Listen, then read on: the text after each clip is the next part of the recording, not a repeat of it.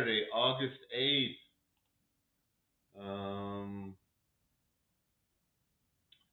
We've already run one race at Saratoga. So let's see if I can't get this going here. Why is this? Oh boy, it's weird.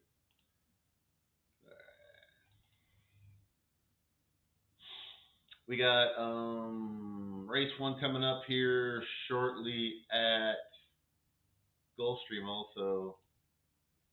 Let me see who's in the chat here with me.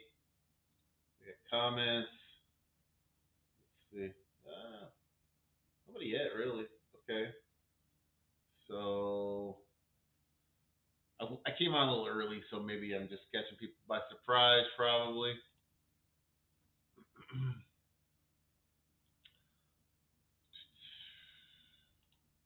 see here. Let me get my video. I'm trying to take a look at Gulfstream says 2 minutes.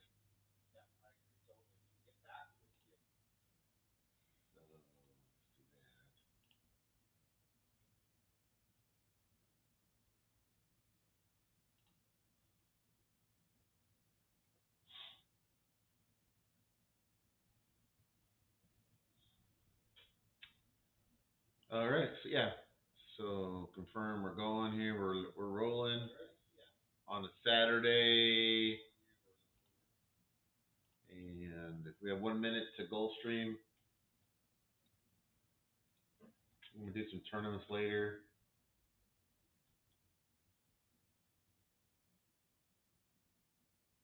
I think I got everything here. All my tracks. Reload this.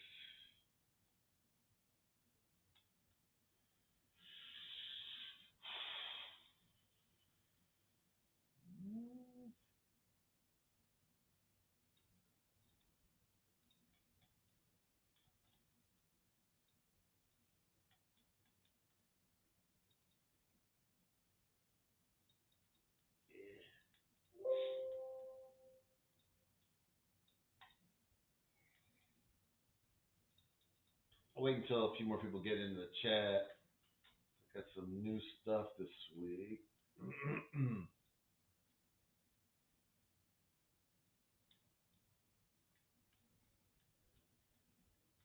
Got some new info.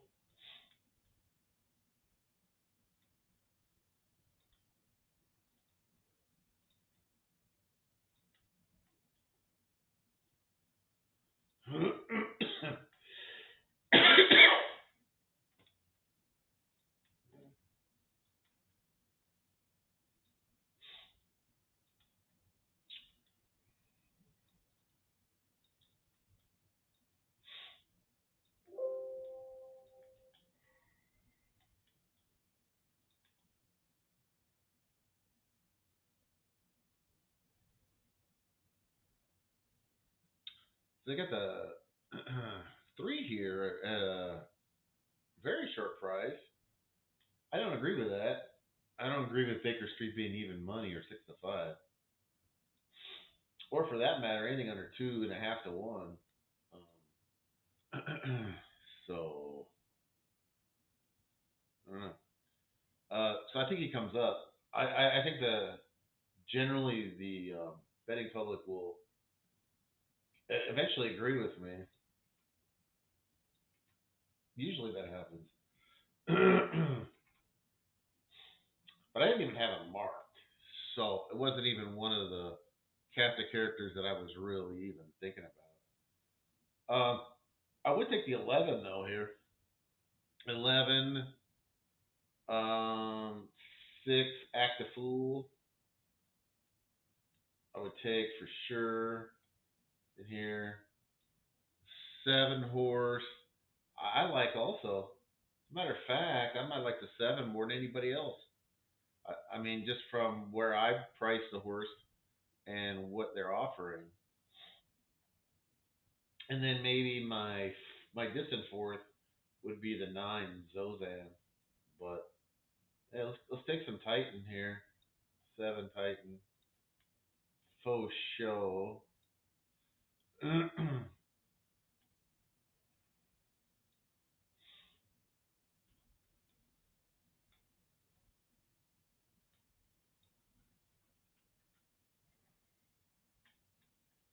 better get that in. They are loading.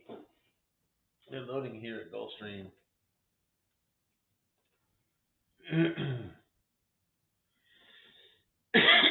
Excuse me. There we go. We'll catch up people in the chat here in a second. Just want to get this one loaded and bet and saved. And again, I am on the 7, namely. I did throw some 11 in there, so 7-11 for me at the first at Gulfstream as they load. I know people coming in to the chat as I speak. Also taking the 6 also, which I need to bet now. I didn't bet him yet. I kind of like him better than the 11, so I'll go 7, 7, 6, 11 actually. And then I said distant one will be Zozan, which is the 9. Distant 4th, Zozan.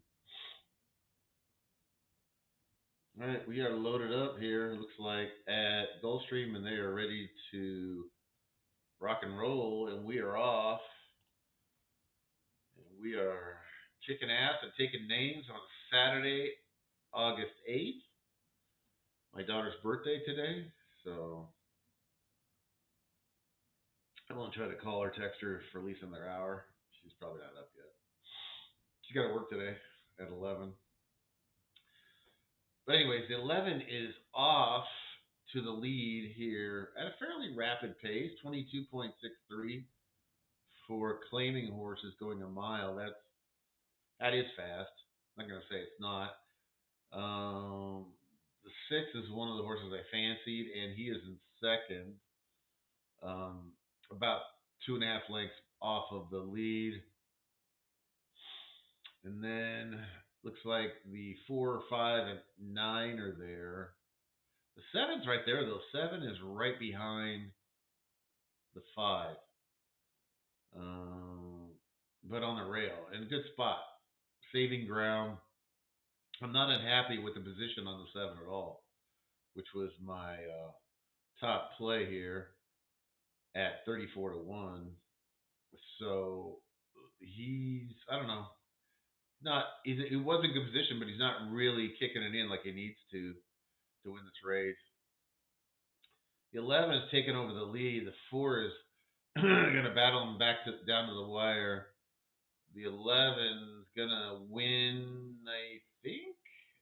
I think he did win. I think it was 11-4 in the first at Gulfstream. So there we go. Don Johnson.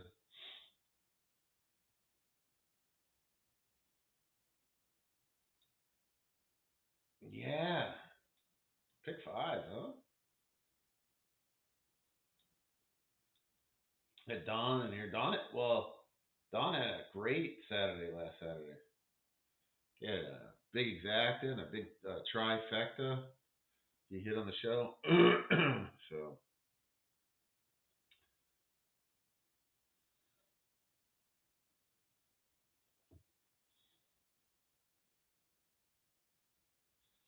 Looks like we have pretty good weather. There was 2 tracks that were off of the turf. I'd like to cover that early in the show. We got Belterra off the turf and Delaware is off the turf. Neither one I was even going to cover on the show, honestly. Not because of anything against them. It's just that this is a point I can't. There's only so many tracks I can do.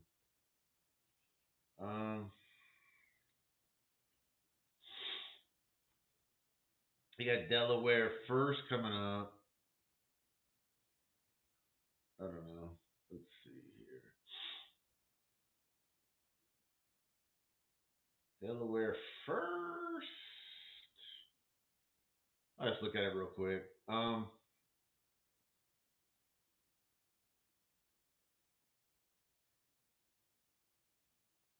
don't hate the 3, honestly. Big price. I don't hate the 2 either. I like 2 and 3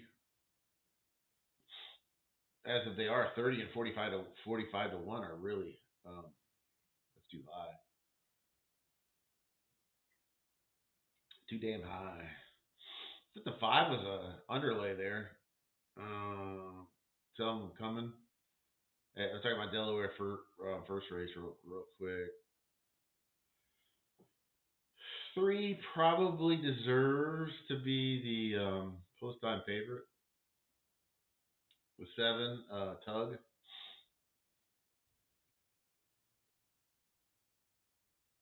My numbers. Speaking of my numbers, I did like I don't know what you call it, where I just kind of took all my wagers that were like overlays and underlays and all of them mixed together. I just kind of made a chart of profitability, trying to figure out exactly what I need as far as like how do I need like 100% of my number to match the off number, or can I do like 95%? So it turns out I need to get probably over the 100 mark. So I'll probably I'm looking at it right now. Let's see here. Probably probably like 110% is what I really need to do. That's where my actual profit line is compared to my pricing. If that makes sense. So in essence, if I'm pricing a horse at let's say 4 to 1, let's say, then I'm gonna need at least 4.5 on the actual off odds.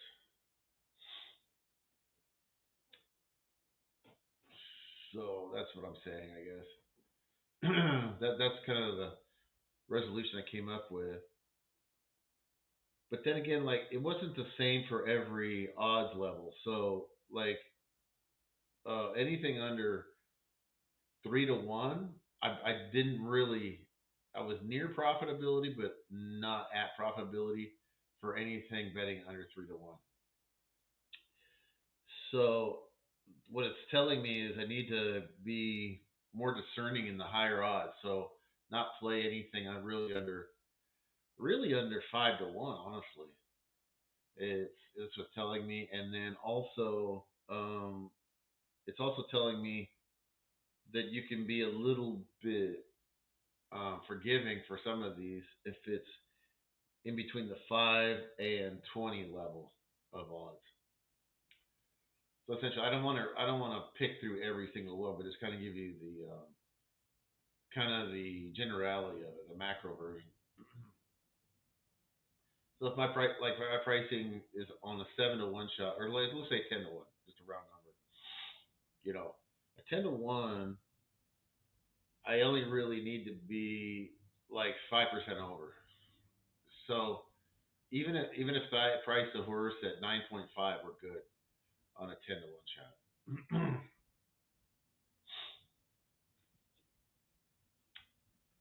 And that's just a sample starting back in last November. So that's as far as I went back. But that was quite a few races. I'd like to have more races, of course, but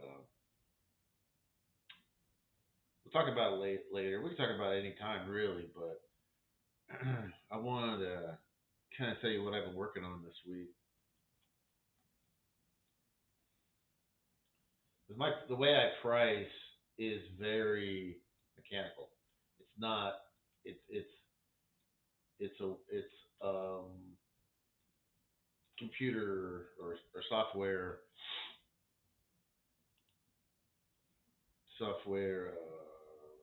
generated, but it's software that I've manipulated around on my HDR. But it's not what they use. It's something that I've taken extrapolated off of their software to make my own pricing. they have their own pricing thing, which I found not to be accurate. So I just did some research on different things there and figured out actually what is the more accurate way to price. Anyways, we get the second at Saratoga here, which I really wanted to look at, honestly.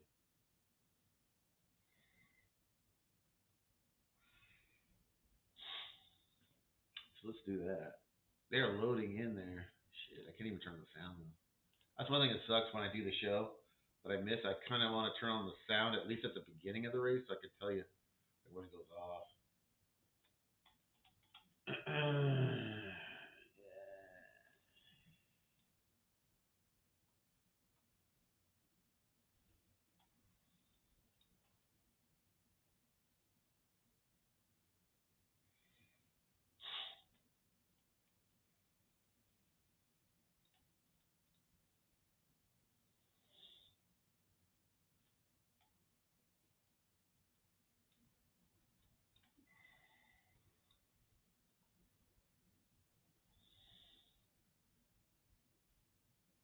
Is this race gone? I don't even know. I'm not. I'm still looking at the race. I'm behind again because I was talking too much. I don't really see.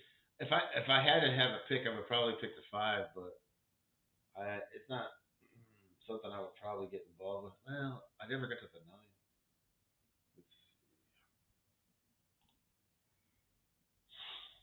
9. No, I wouldn't have took the 9.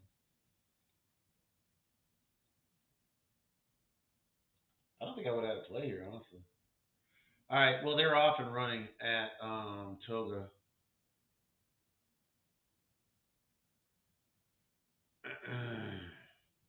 Toga 2. The 8, I think, is the favorite. He's got the big lead here. Oh, no, does it? Oh, I'm sorry. The way they have the camera, it looks like he was on his own, but he's not. The 10's right outside him. It's 8, 10, 9. Here comes the 9. Or not 9, 5. Trying to make a move. I sort of like the 5, but I know I could have took him at 5 to 2. And the 8. 8's fighting back. They're both 5 to 2. And the 10 was 5 to 1.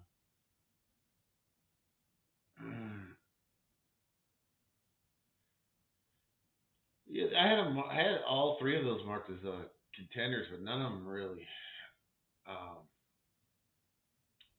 kind of compelled me to bet them off of the odds. But I passed the race. No regrets, really. That was exactly kind of how it figured in the way they bet it on the board. So yeah, the 5 and 8 I think were 1-2. It's close though. So it's 5, 8, 5, 8, 10 is what I got there for the final. Let's see. Who's in the chat. Patrick Conlon. Good morning.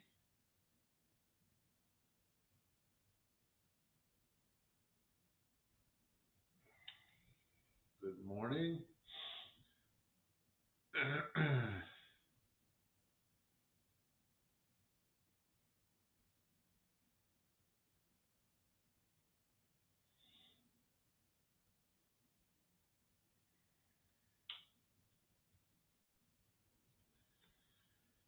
Let's see. I think we got Colonial Downs next on the docket. Coming up in 9 minutes. Good morning, Bruce. Yeah, I started a little earlier today. I'm gonna go until 4 o'clock Eastern today. So just let you know.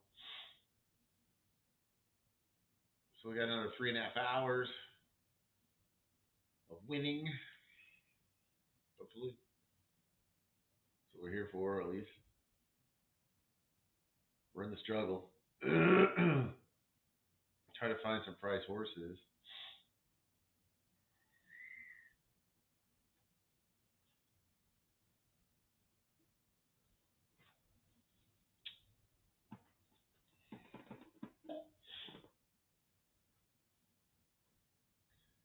Like I said, the next race I was going to take a look at would be Colonial Race 1. It's a 5.5 furlongs on the turf for a claiming price of 16,000, 3-year-olds and up.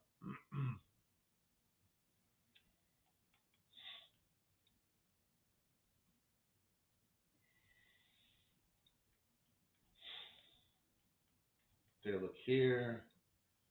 Excuse me. Then after that, I show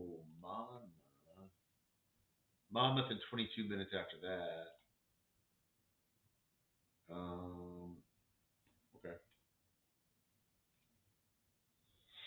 So it looks like they're spaced out. Okay. You can take a look at these races.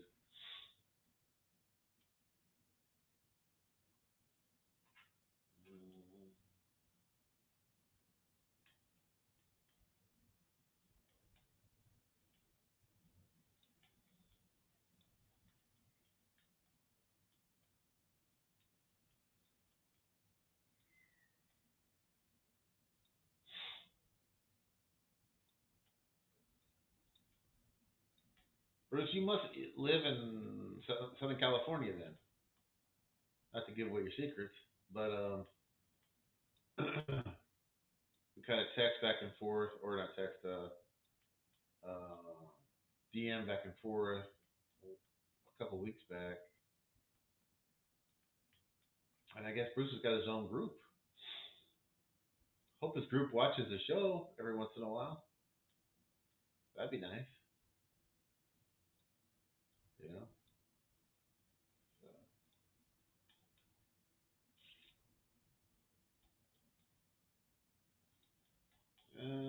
Anyways, I'm trying to get organized here, honestly. A little bit early on the show.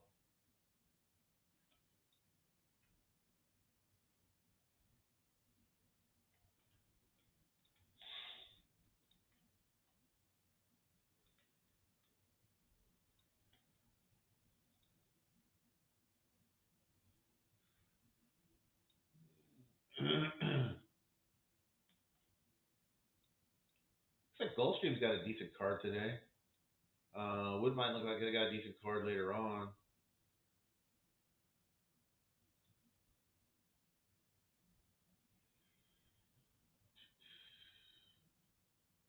Who else? Got some weather at Woodbine.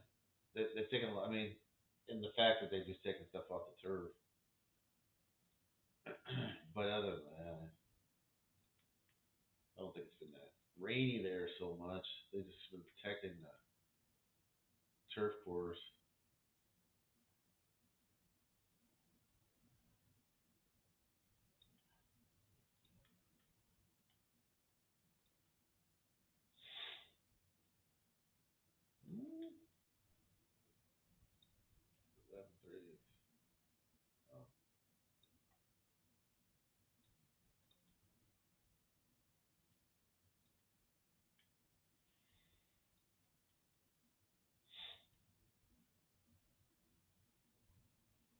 Saratoga looks like they got 12 races today at least. Oh no, they got 13. Oh, 14. Hold on.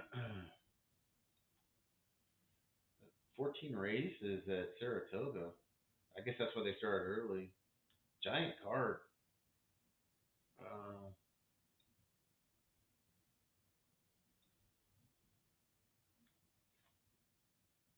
That would be like if you had to go there, or if you went to the races. That's a long time to be there. That's 8 hours because you figure an hour you got to get there with the crowds, get parks, whatever, right?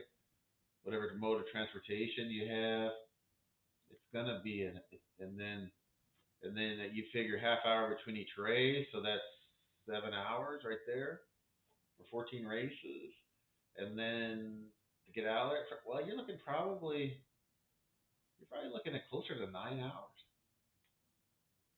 9 hours.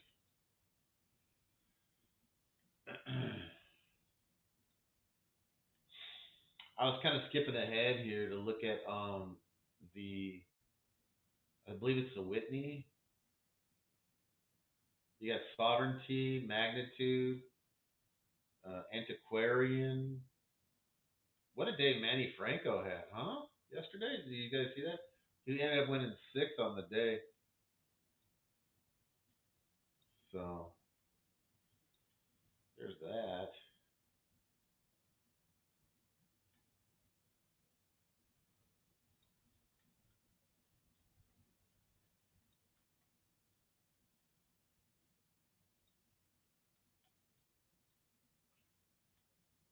All right, let's get back to. I kind of wanted to wait for some more people to come in, and I also wanted to kind of take a give Colonial a chance to sort of let their odds settle.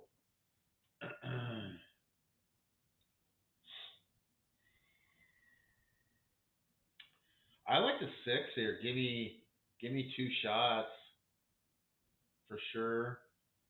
I think that's going to be my main play. I would also take the two blessings bestowed. So key the six to the two and the three. Two, three, and four, I'll say. I actually see some a few horses in here are completely bettable. Like I said, the six, two, three, and four. I think the two horse is your likeliest winner and should be the favorite in the first at Colonial here.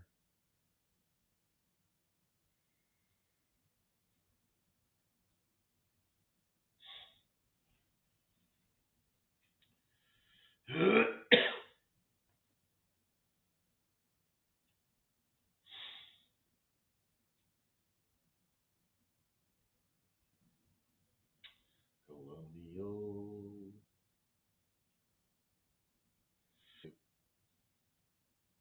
In North America. Only because I didn't even see it in the past performances before 2020. I don't think it's a new track. I don't really know the history, but I know that I didn't have any past performances before 220 out on Equibase, sorry, before that.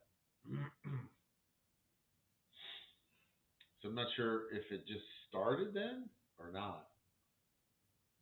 Or they didn't have it available.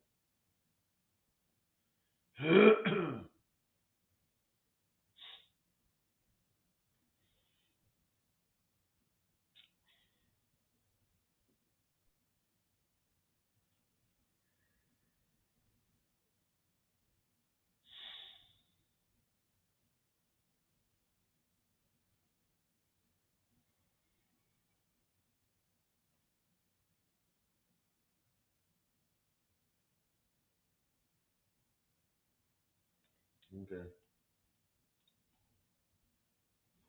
kind of taken a little bit for this odds board to sort of develop on this first race. That happens sometimes on first races. I've noticed you don't get any kind of you don't get an odds board that's anywhere efficient until the last tick.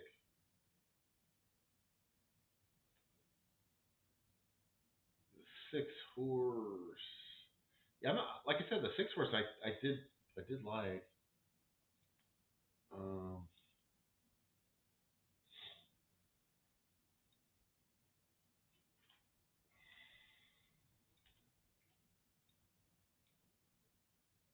Colonial.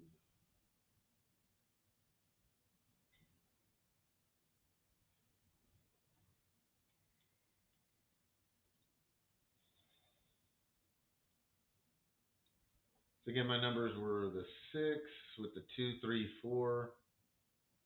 I went all inside here. Not because I don't, not because I necessarily think there's a bias. I just those are the ones I thought that had the most value.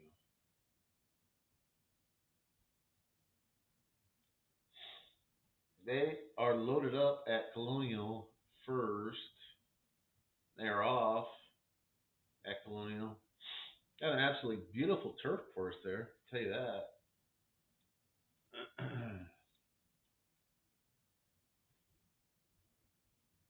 No, I'm not. No, I'm not playing Beulah today. Yes, I saw that, Bruce. That's why Mr. Wesker's over here looking for Vicodin. All right. No, I don't think Vicodin would help with a headache, would it? Or would it? Yeah, I don't even know. Anyways, the one is off here in the lead. The six is right there. Is the six gonna make a charge? Six is trying. Is that six? Don't. I can't. It's hard to tell these numbers. Oh yeah, so it was six. He took over the lead in the deep stretch, and then he just got inhaled by two horses here, the nine and the two, which I had the two, but I didn't have any nine. So I had the six keyed to the 2, 3, 4, and the nine beat me though over the top at a short price. I didn't much like him at that price. I didn't think he was really worth that on that. So Dylon, what's up?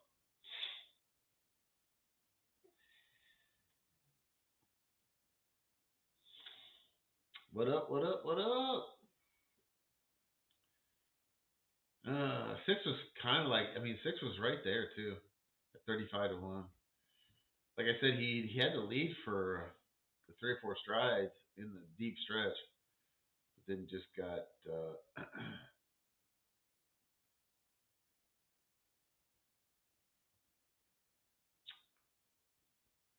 outran by the nine. All right. Next, I had on the docket was for Gulfstream race 2.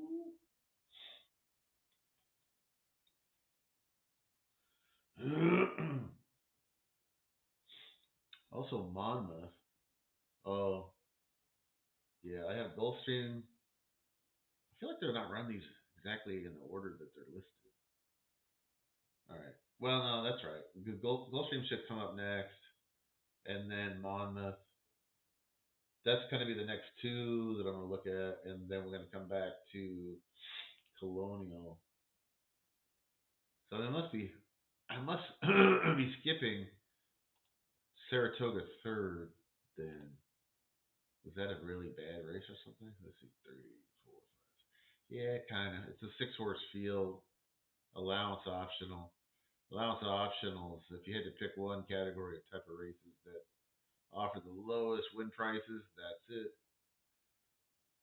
You get the most mismatches there because you get basically horses that are any kind of horse that could come in that race, like a stakes horse even. Just come in and swoop a purse. It's $130,000 purse out there just giving away basically if you have a decent horse at all. Although this race, apparently the way they're betting it doesn't seem to be so much one horse is like 1 to 5 or something like that. It does look like, at least from the betting, it does look kind of competitive in the 3, 4, and 7. Right now, I'm just talking. I'm just kind of doing an overview of Saratoga Race 3. So in this case, it's not so lopsided on paper, at least for that race. We got Dylon. Dylon's going to be, I assume, is going to be doing the UFC coming up here. Talked to Razor a little bit this morning about it. It's coming up in 3 or 4 hours, I guess. I haven't looked. I just saw his Gamrod against somebody. That's about all I know about it. I love watching UFC, and I know what I know, but I don't do a lot of extra like studying on it. I'll be completely honest. But I enjoy watching them. I've enjoyed watching them for 25 years.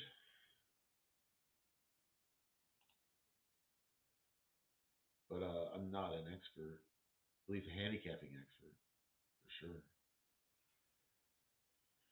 But I've gone to 4 different UFC events here in Las Vegas. And I will say there is something to be learned by watching the actual fighters, in person as they walk in. You can really read a lot of body language by the way they come in. That you don't seem to pick up on TV as much.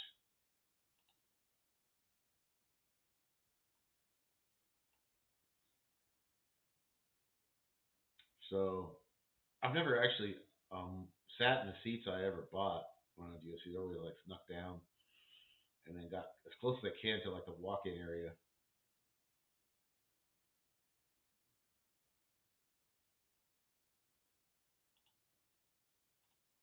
But always had a good time. It's always an interesting crowd at those places. You'd be surprised how many little kids are there. Like with like a parent. Like I thought I was always amazed. I'm like, who brings their kids to a UFC event? I'm talking about like kids like 5 and under. I think it's odd. A lot of escort types too there. There's a lot of I don't want to say pimp and hoes. There's a lot of those at those events too. No, I mean not 90% or nothing, but there's certainly that 10% of that. And then there's just a lot of white dudes. That's kind of the demo. Young guys. Let's see. That's all right. You can actually, but to be honest, to watch the actual fight, it's much better on TV. You can see a lot more.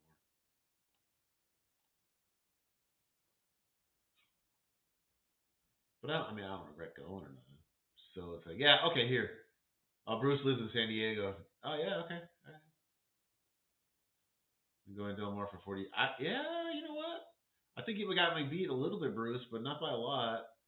I think, I was following it for a lot of years because I went to college up in the LA area, Cal Poly Pomona, in the late '80s, and I was going to like the OTBs there, and you had to go to Fairplex. It was I think the closest one that had Delmar wagering. This was before anything. You had anything on the computer you could bet. So you had to go to the OTB, buy a form, study the form, or maybe get like the form from like a liquor store or something like that the night before, and then do it. The actual first time I ever went down there, I think it was '95. I actually went to Del Mar, but it plays different than Santa Anita for sure, and the old Hollywood Park. So yeah.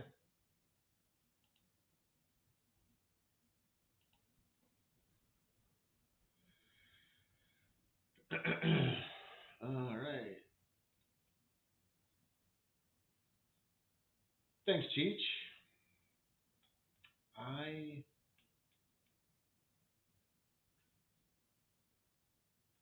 let's see here. I gotta send out some invitations too.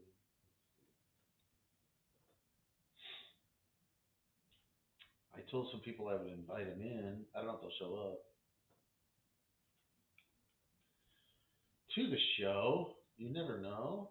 We've had guests on here before, and they all seem to be like uh, camera shy. I gotta find that invitation area. Oh, here.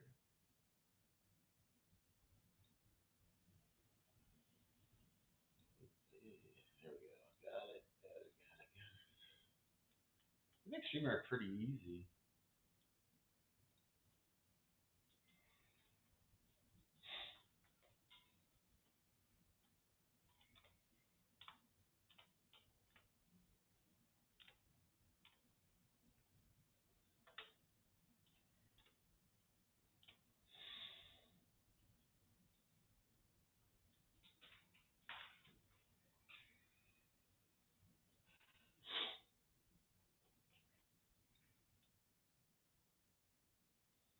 You guys are all invited to come on the show if you ever want to come on. I will post a link actually in the chat here. Wally said he might come on.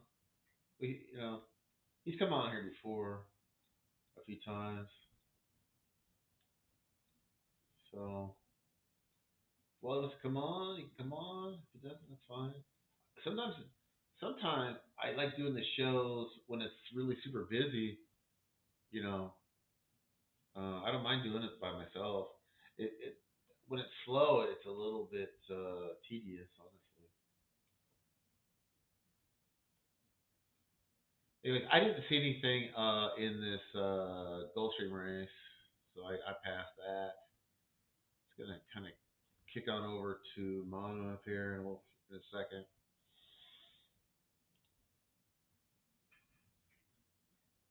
Somebody got dumped at Gulfstream. Whoever the rider was of the 5 hit the dirt right out of the gate. So I don't think it's like Pedro Pena looks like. I have no idea who that is.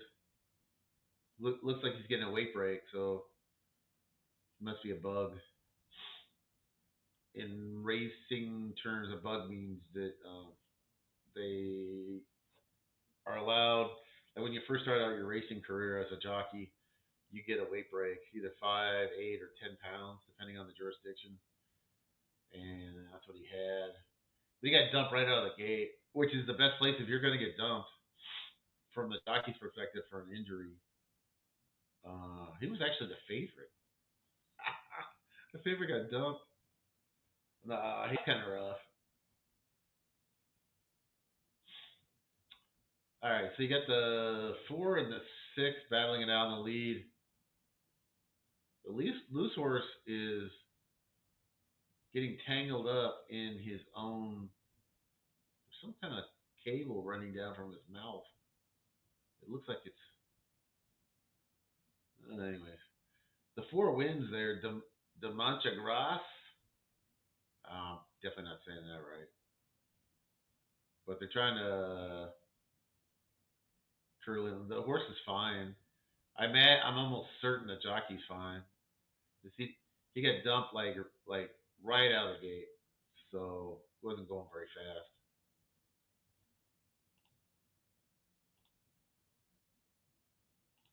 I'm sure both will live to fight another day. All right, so let's get on over to Monmouth. This is a mile and 16th turf race for not maiden claimers, but straight claimers, 3-year-olds and up. When I say straight claimers, I'm talking about horses that have already broke maiden and are out, like a journeyman type horse, trying to get out and make some money for their owners against other winners. We haven't explained that in a long time, kind of the process. I'm not the best one to do it, but to explain the maiden, what maidens mean. I mean, I guess we assume the people know that, but probably shouldn't. Anyways, I kind of like the 2 here at Monmouth, Vesparo. He's 10-1 on the board, but he's going to drop down. I'd be lucky if you get 5-1, honestly, on this guy, Vesparo.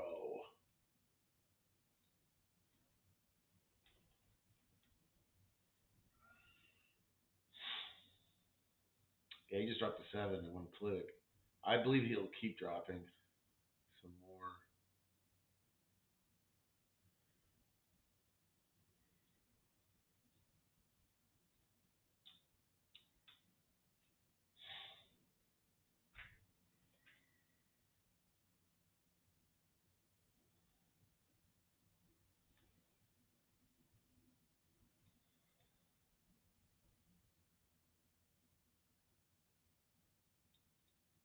Welcome, K. Phil.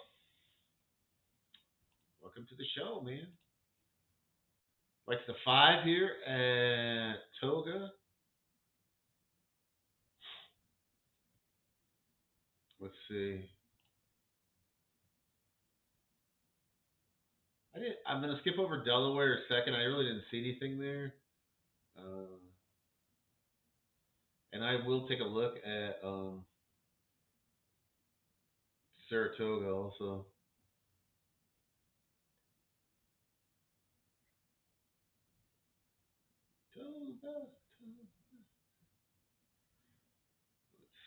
Let's see.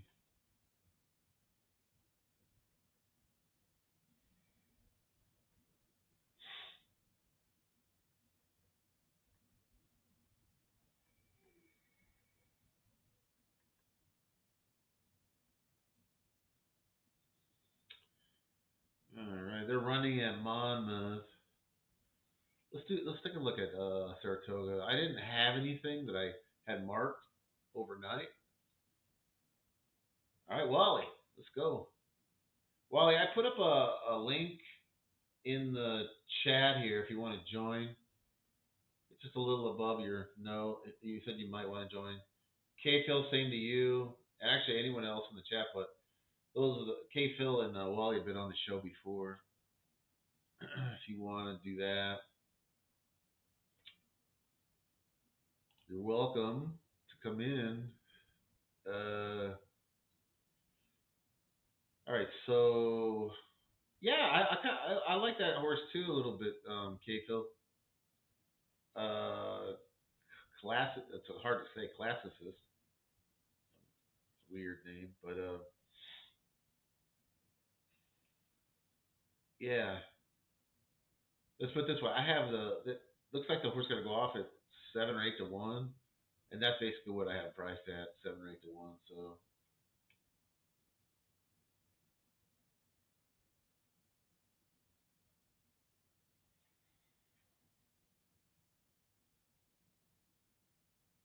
you got married.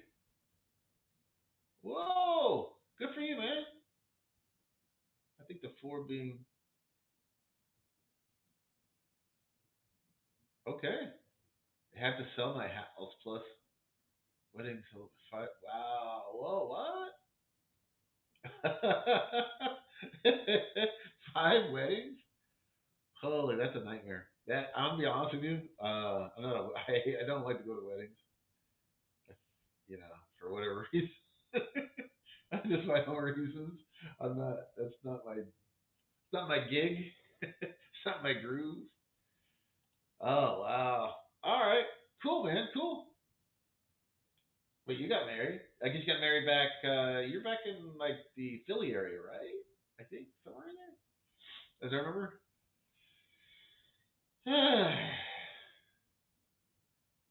But he'll, come to Vegas to get married. Mm. I, I don't think it's the greatest idea to do that. But anyways, back to Saratoga. I like that 5. K Phil. I also like the 7 instant replay. I don't have a problem with that.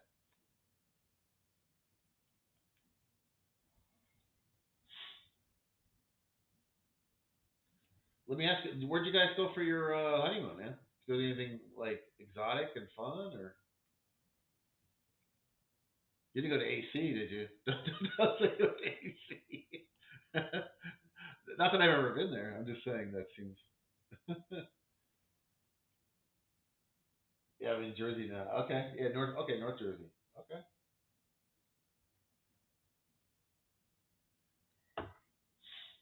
Uh, I'm always interested to see where people go for their honeymoon.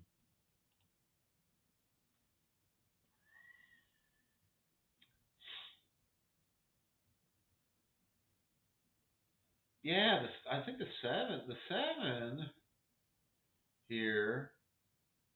I mean, I just kind of did an audible on them because I didn't have anything picked overnight, but he's got some nice. He's got a nice work pattern going too. He's a little bit of a closer. This race is a mile and an eighth. That's like one of the longer races that they card anywhere at any track these days on dirt. So yeah,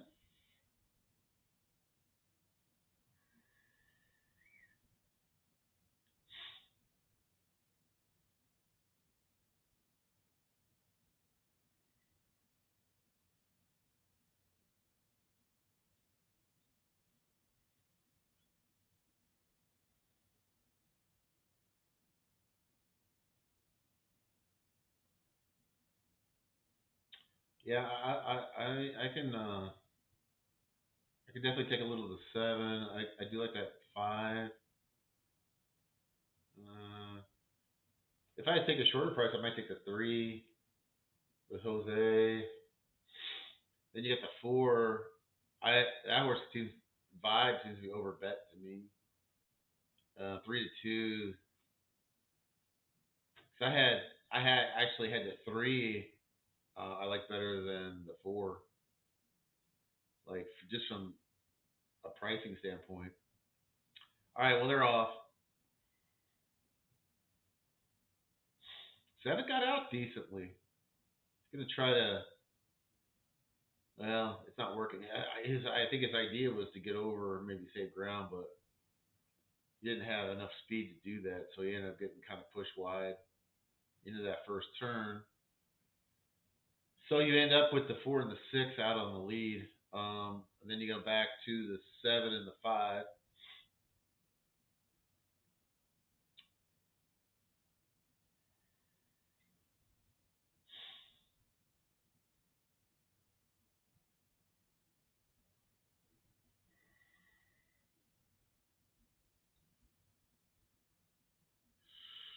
Four, four and six are going out there. Uh, that's a honest pace for sure. 46.83 for 9 furlongs. That's it's not like insanely fast, but I believe that to be fast. So the three is now picking up the bid a little bit. Uh, and then the seven's right there, I think, on his tail. And then the one, the way back to the five. But all these horses got a lot to do. The three looks like he's got a little bit of pep in his step, and I think that's your winner. I think well, the six is still holding on. Oh, here comes down to the one a little bit. Oh, the one end is sweeping by all of them.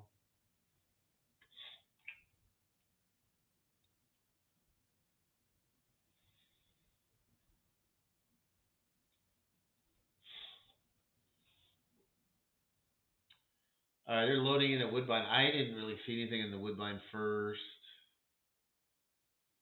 so I didn't. I think the races I was going to look at more were later on in the day for Woodbine. I believe there's some turf racing later.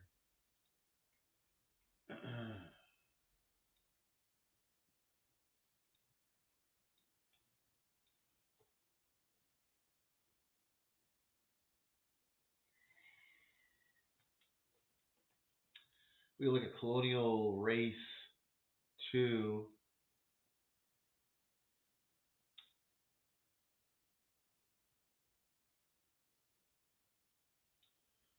Colonial.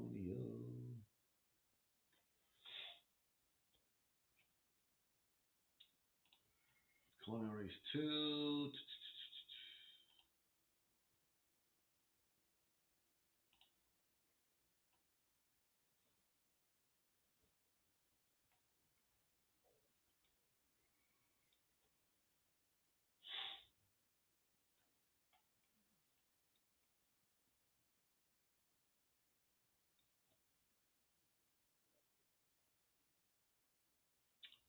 I'm just kind of going through some of these horses I had marked overnight for Colonial Race 2. I do like the 7 a little bit. Life's Pageant.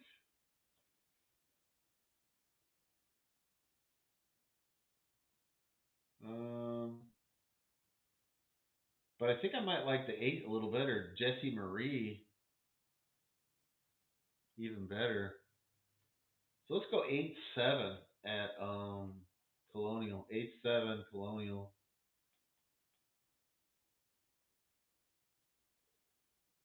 Yeesh. Come here. Get it over here. Okay.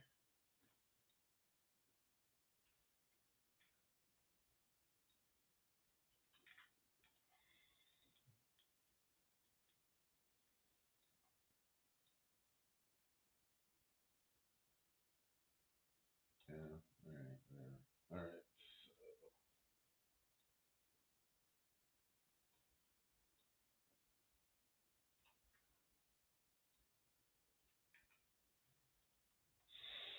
So 8-7 in that order. All right. Oh no.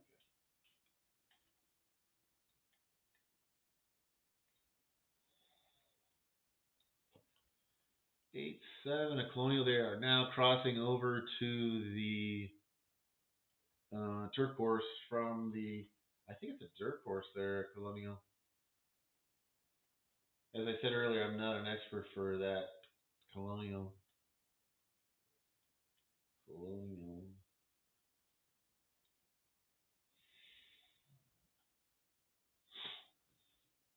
Seems beautiful there though. One of the most beautiful turf courses that I've seen.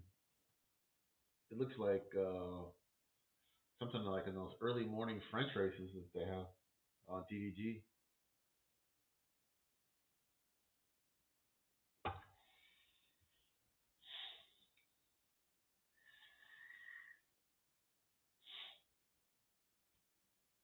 You got the 5 at even money, 4-5. That's crazy. I think it's crazy. I had that horse handicap around 3-1. I don't see that. I don't see it.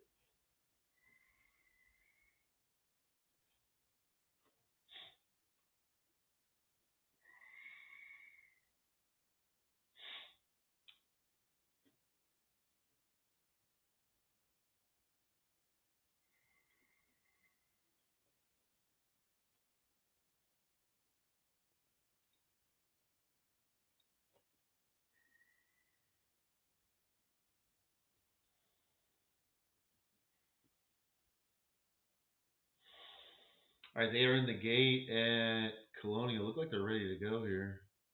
Oh, they got one more load here, the 11. He's in. Look like they're ready to spring the gate.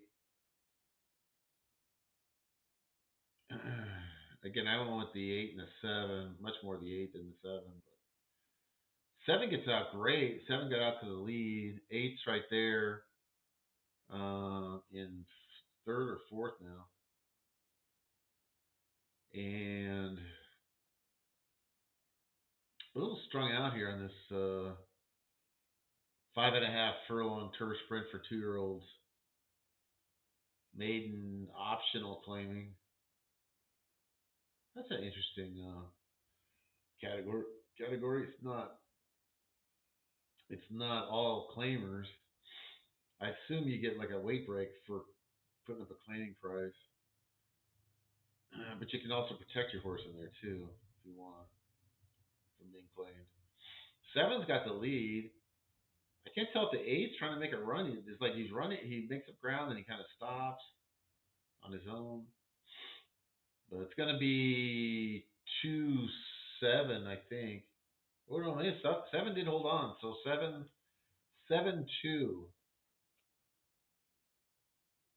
2 is 50-1. So, geez, our 7, I did like. That was my second pick. Does win, and La Noche Negra comes in second. The Black Knight.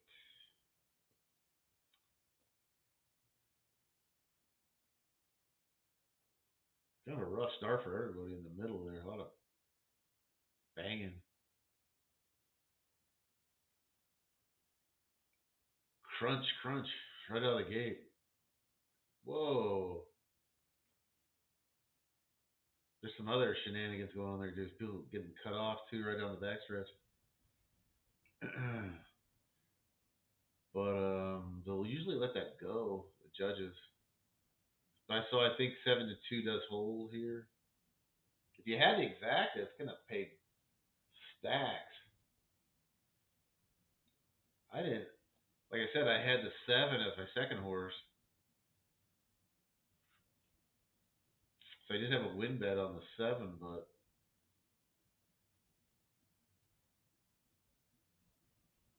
I didn't.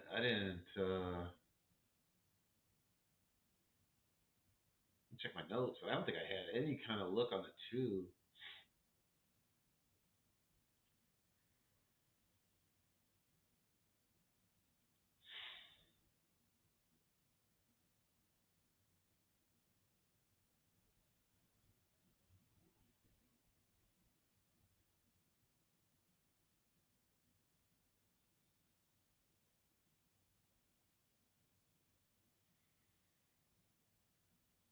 The heck is this?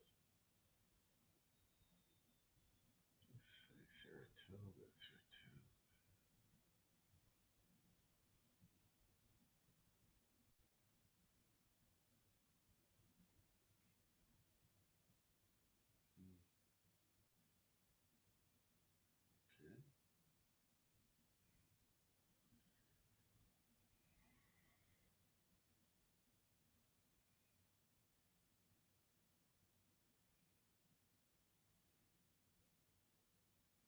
It can't be right. Oh, this is that.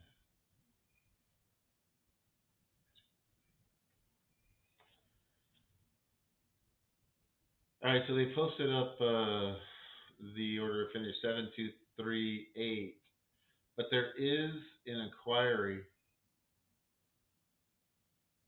I'm not sure if you could single out one particular horse here though. It was like the cause of the melee. Ooh, but there is a lot of shit going on there though. I couldn't, I can't tell who caused this. That it's pretty quick out of the gate if you're looking at the replays. There's certainly more than one horse.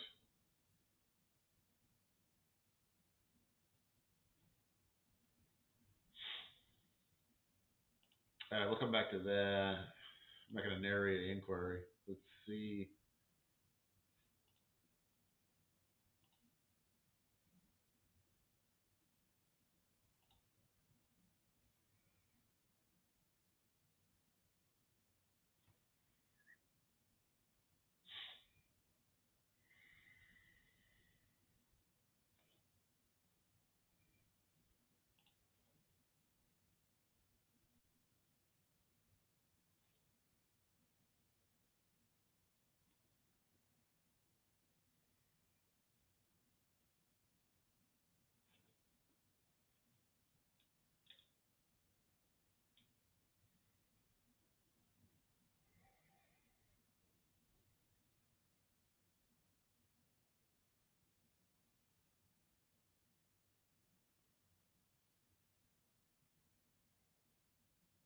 That's the same. Oops. All right. Well, the next race on the docket that I'm showing is Gulfstream Race 3. It's got a 7-horse field.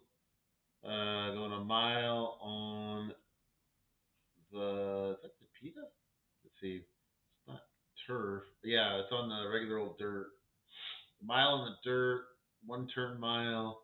Fillies and mares, 3 and up for a claiming price of 10,000. So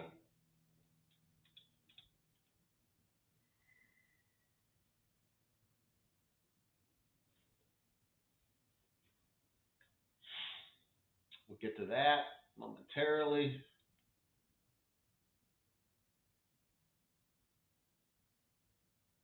Fat Wally? Boom on the 7 there. I'm glad some people.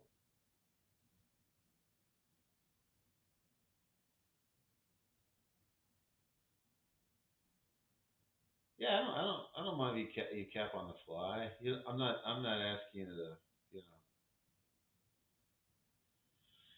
Yeah, you can do whatever you want, man. Cap on the fly. I do that sometimes. Actually, most of the time, I kind of have my numbers, but I'm just kind of comparing it to what I see. That's kind of my process anyway. So I'm calling audibles all the time. There's no shame in that.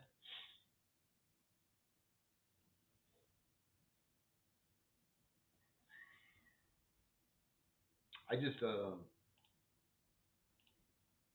you know, try to get my kind of my pricing kind of squared away, and the scratches and the changes and stuff. But other than that,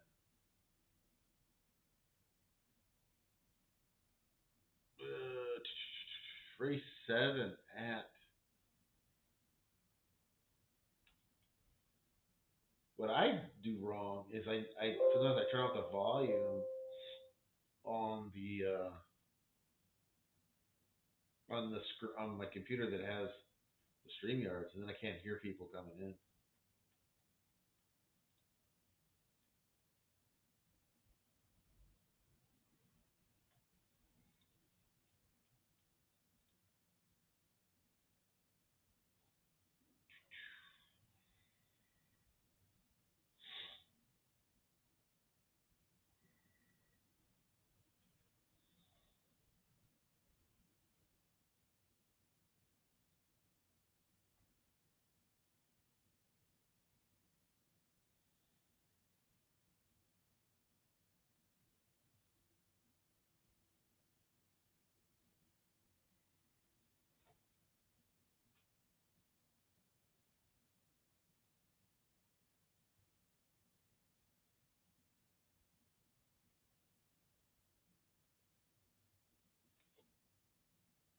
They're still looking at Colonial second, evidently. Um,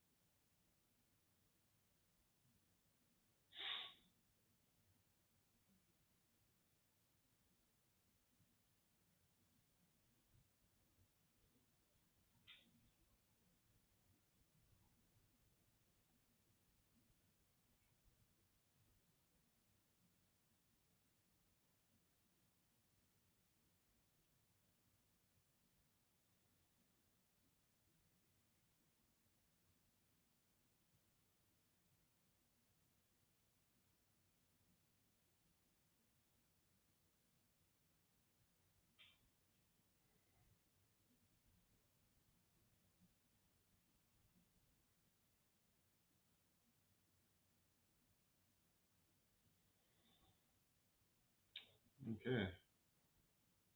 Gulfstream.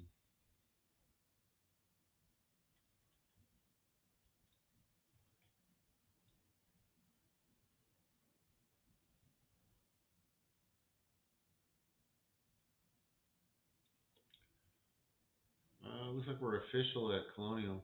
We are official at Colonial. They didn't change the top two. That's the only ones I really remember, the 7 and the 2. I don't know if they changed anything else there. That's super. Ooh wee. I had 2 of the 4. I didn't play the Super, but I'm just saying that. I definitely had the 7 and the 8 in there. Huh. Dime Super paid $1,041. That's some change.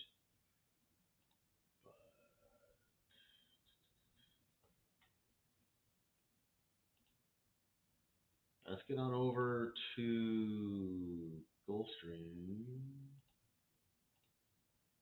Gulfstream race 3. It shows 1 minute. We got time though. We have got time.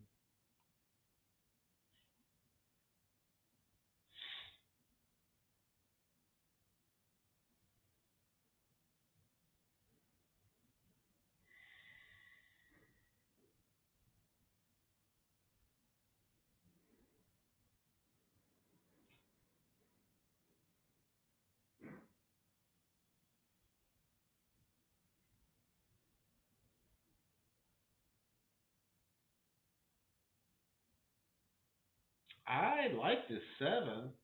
Lost Cyber. It's got early speed, got nice work pattern, got a lot of good stuff cooking. So yeah, Lost Cyber.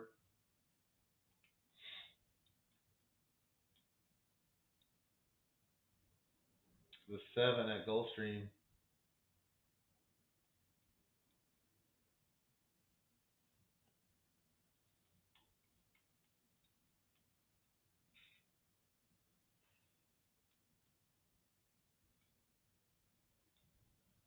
Yeah, thanks, Bruce. Yeah, I couldn't sit through that. Like I said, there was definitely some fouling, um, but I don't know if there was one horse that was you know responsible. It looked like it was three or four, honestly.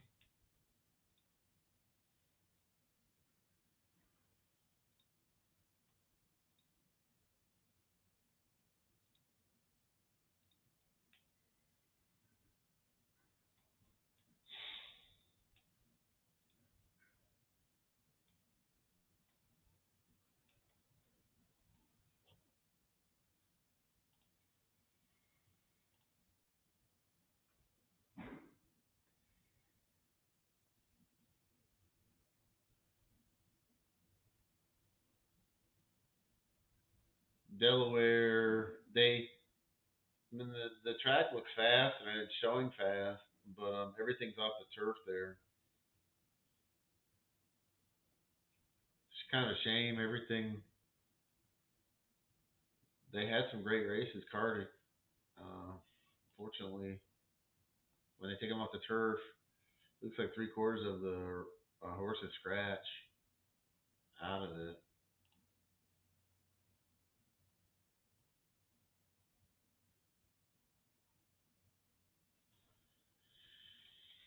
So we got a bet on the 7 at Gulfstream, Lost Cyber.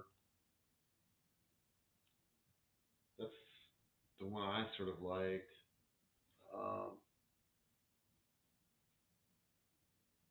Not going to get the 11 or 10 to 1 he is right now. I don't think. Pretty certain he gets bet down much lower than that.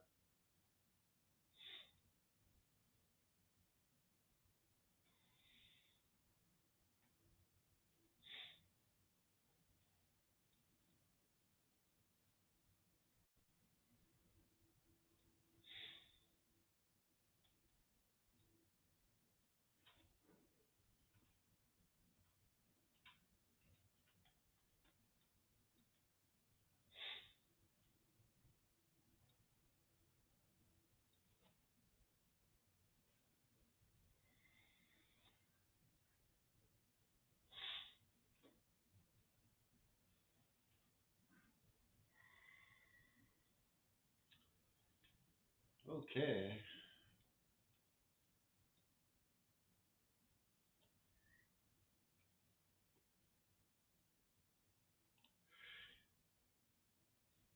Excuse me. We got Colonial coming up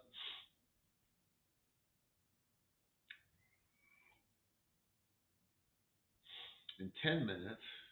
Woodbine at 8. Then we got Saratoga right after that. So we got three tracks popping off right now: Delaware, Gulfstream, and Monmouth. I didn't have a. The only one I had to pick was for Gulfstream, and that was a 7 horse LeCyber. I didn't have anything for Delaware or Monmouth. And then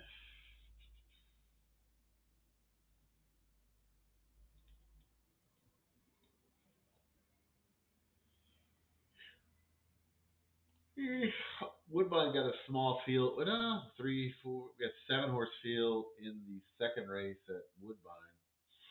Looks warm there. Actually, I'm gonna say kind of looks hot for Toronto. Looks like a warm day there.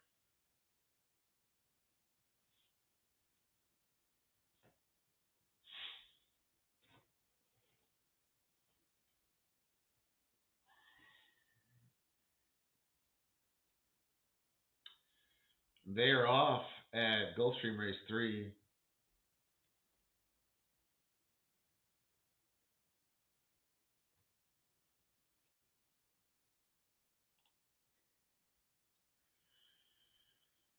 Ooh, 7 did get bid. Oh Lord. I was saying like he was at 10-1. I knew we weren't gonna get that. I wasn't thinking 4-1 though, honestly. I was thinking a little higher than that.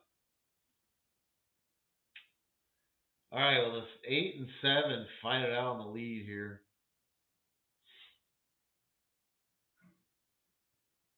I don't see anybody doing too much from the backfield yet. 6 is kind of treading water in third. 8's right there. The 7, I don't think's really got by the 8 yet. It's trying to. Has a little momentum. Here comes the 2. I think that's a 2.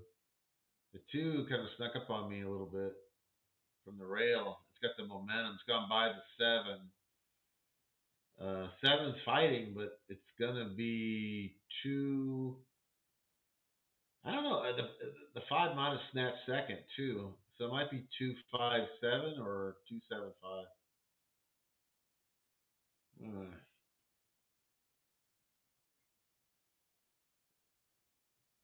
I think 2 came from pretty far back to come up and get second.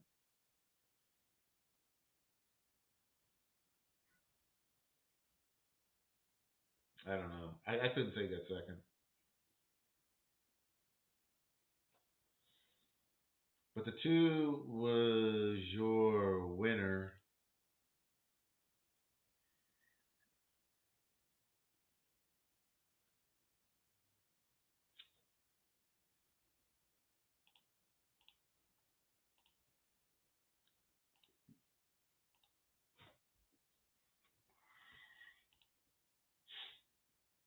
You got 5 minutes until Woodbine. I'll take a look at that real quick, see if I can see anything.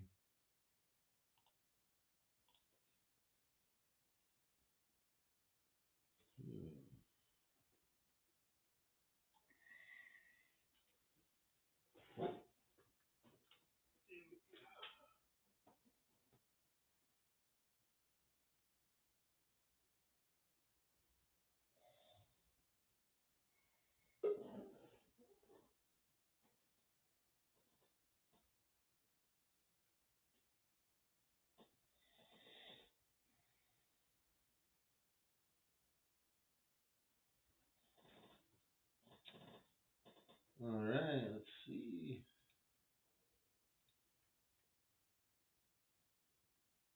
And we got a new guest. Familiar name. But hasn't been on the show for a while, I don't think. But I'll bring him on right now. Here we go, Fat Wally. Can you hear me?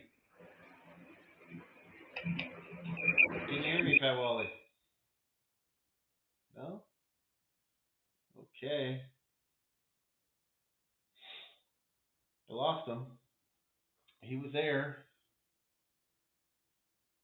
Maybe he had a bad connection or something. Okay.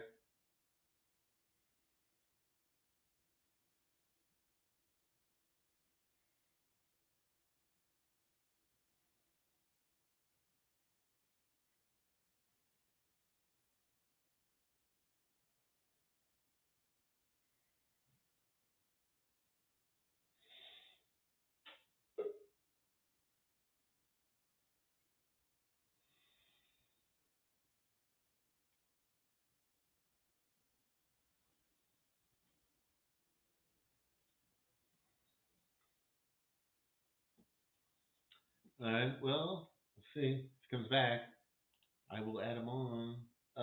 Let's go to.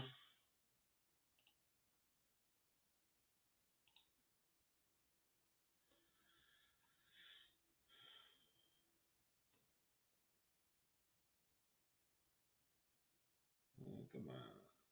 Where are you? Connection.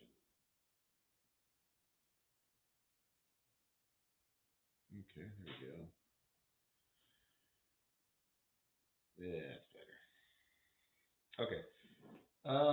As promised, I would go through the second race at Woodbine. Got I think I would go with the 2 for sure. My Girl Sky.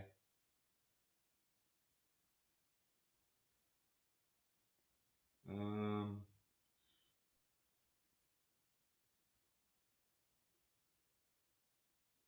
I think that's probably about what all I see there.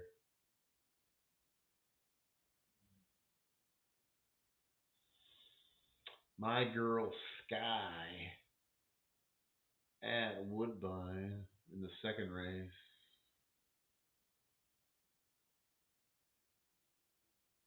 Got a nice work pattern.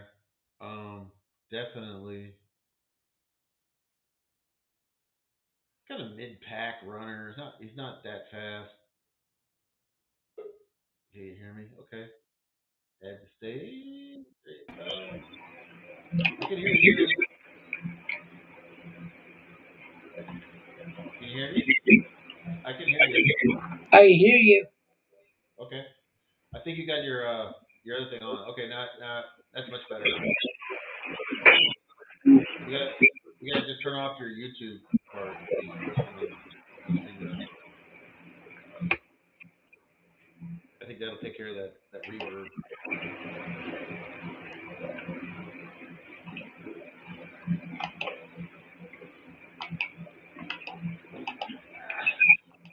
Can you hear me? Okay. I can barely hear you.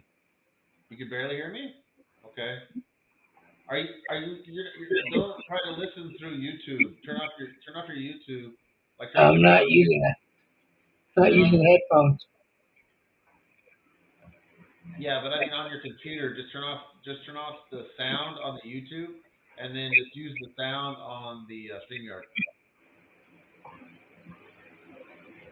Can You know what I'm saying? you Because hear me? because the YouTube's very delayed, right? Yeah, the YouTube's like 14 seconds behind up here.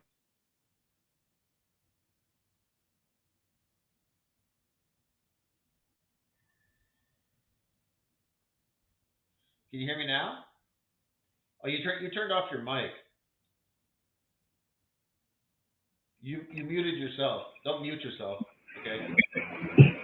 But on the YouTube part, just turn off the sound on the YouTube, and then just leave the sound on the StreamYard.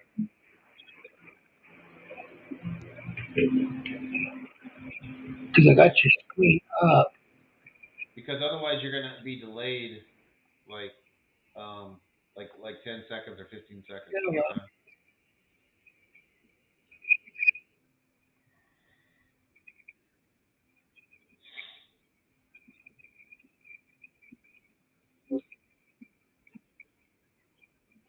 Oh, okay. You know what I'm saying? You mean like that? I think so, because you should be able to hear me like immediately. Like I mean, okay, I yeah, can hear you a little bit, but not okay, incredibly loud. Are you hearing me fine? yeah. I hear you fine, man. Okay. Yeah, totally fine. Yeah, I guess next time I'll bring my laptop in the room because I guess my headset's not capable with this setup right now. Oh, all right. So hopefully the two chihuahuas will not cause too much mayhem. No, that's fine. I can hear you fine. I'm pretty sure everyone else can hear you fine. If you guys want to comment in the chat, if you guys can hear Paul, I can. I'm almost certain everybody else can. So,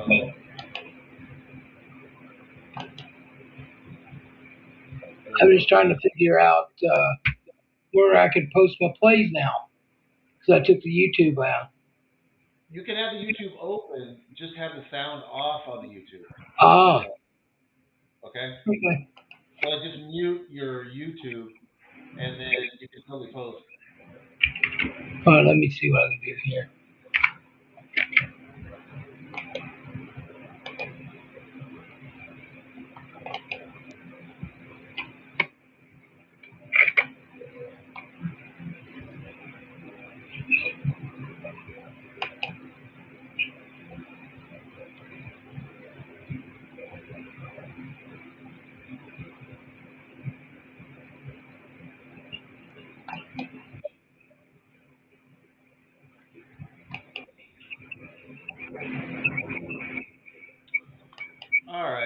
got Saratoga coming up here right away. Let me see if I got anything here I want to play.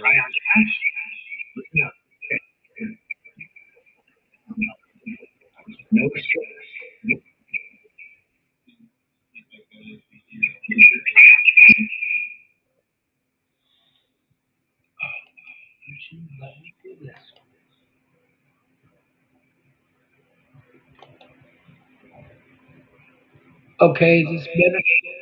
Yeah, it's a lot better. That's. Can you hear me all right? Cause that's 100% better. I can hear you okay. You're kind of muffled to me. Yeah. I still think you got your YouTube on. The sound on your YouTube. Well, I got you popped up on YouTube, but Just mute the YouTube. That's all. now I'm trying to get the DRF or camera up together. Oh, okay.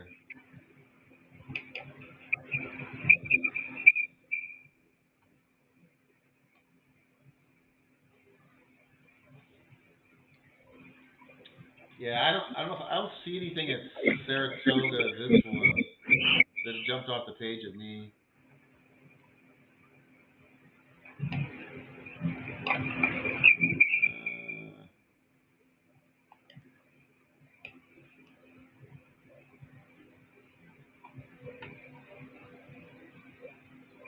Just trying to take a look at this race real quick.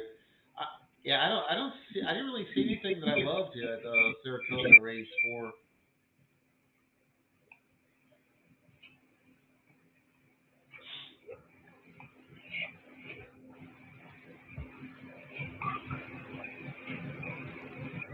Did you like anything at Saratoga, Wally?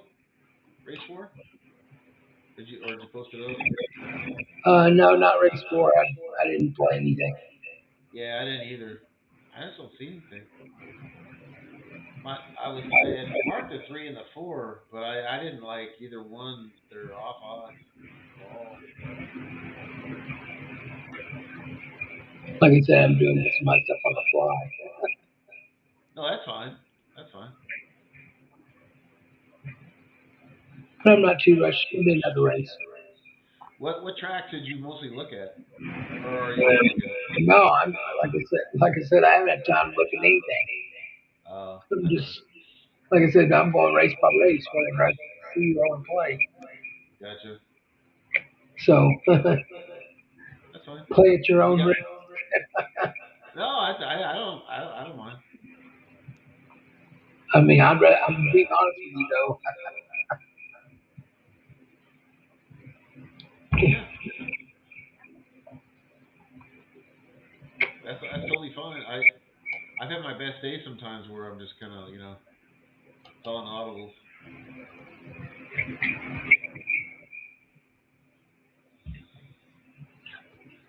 All right, so we got Delaware coming up in 6 minutes, and that's a kind of a 6-horse field with a 1-5 favorite in it. I think I'm gonna pass on that one. I think the next race on the docket I'm gonna look at will be the Gulfstream race 4 with the 8-horse field.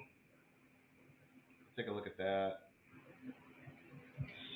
But I'll get back to I'll call the final at Saratoga here. You got the 7. Looks like the 7 and the 4. If I'm seeing that right.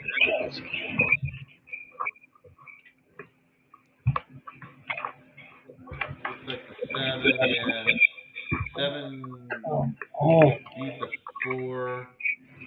So that's pretty formful. The 7 was the favorite, and then the 4 was the second favorite. Hand over heart.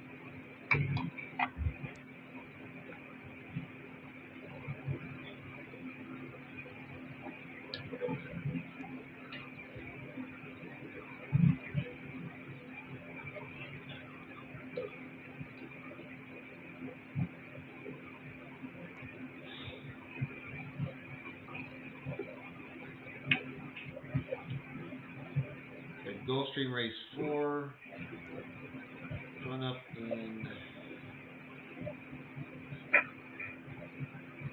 about 13 minutes. I'll go through them here. The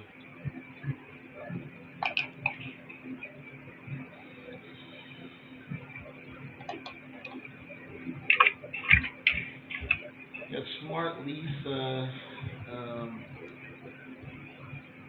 Looks like according to DRF projections is going to go off at 31-1. I had the horse priced at 60. I didn't see a lot of value there then. The next horse, McGowan Street, the 2, currently at 10-1, but projected to go off at 20 based off the double prices. I had this horse priced right around there, around 20-1. I think that's a play at this point, McGowan Street. And then the 3 looks like probably you're going to be your second favorite after smoke clears here. Sarania. Then you get the 4, 37 Rubies. Currently 13-1, projected to go off at 21. I had this horse priced at around 50 or 60-1, so I didn't much think there's really anything there. The 5 horse Solitary Passion, I thought had the least chance to win of any horse here. Currently 30-1. I think he drifts up above 50, but I had a price around 200-1. The 6 horse, Senta says currently 3.5-1. Projected to go off at 2.5-1. So it could come down a little bit in odds. I had it priced around 3-1, so it kind of fits here. I think he's probably one you probably gonna have to play. The 7, which is the current favorite, Terry Mendes, looked like the likeliest winner and the favorite at this point. Currently 3-2. I believe it's going to come down odds closer to even money when it's all said and done. It's hard to really endorse him because I think he's going to be that short. So that only leaves the 8 horse La Reina del Flo, which is 22-1. I had price at 60. So the horse that I think is the bet here, probably the 2. And beyond that, you're really just talking about the other 2 or 3 favorites. So, if you're looking for a price horse, I think the 2 is the way to go here. McGowan Street. Just a couple things to add about that horse, McGowan Street. I would say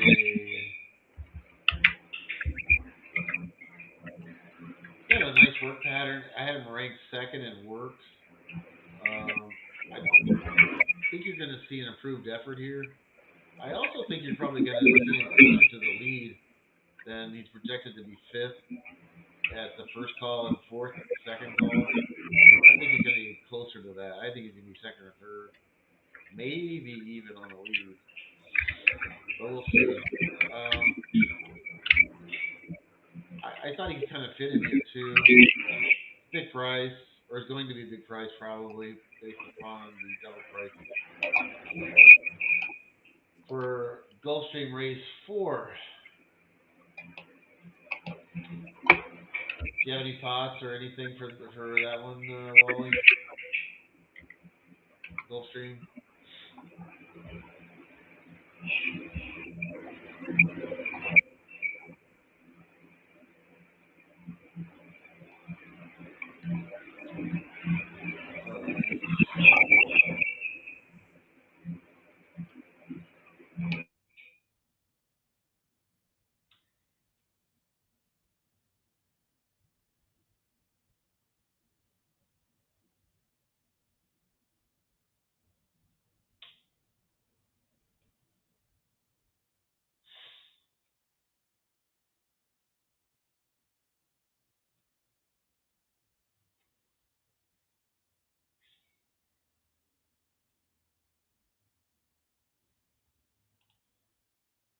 Okay, so we got Gulfstream coming up in 8 minutes. We got Monmouth race 3 coming up in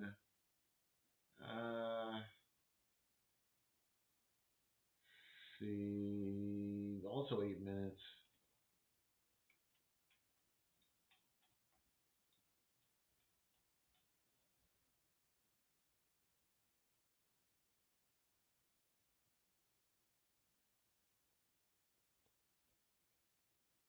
Got a dead heat? Okay. I did at Saratoga? I don't know if I don't know if it's from Japan. 4-7, huh? Yeah, I guess you're right, K-Phil.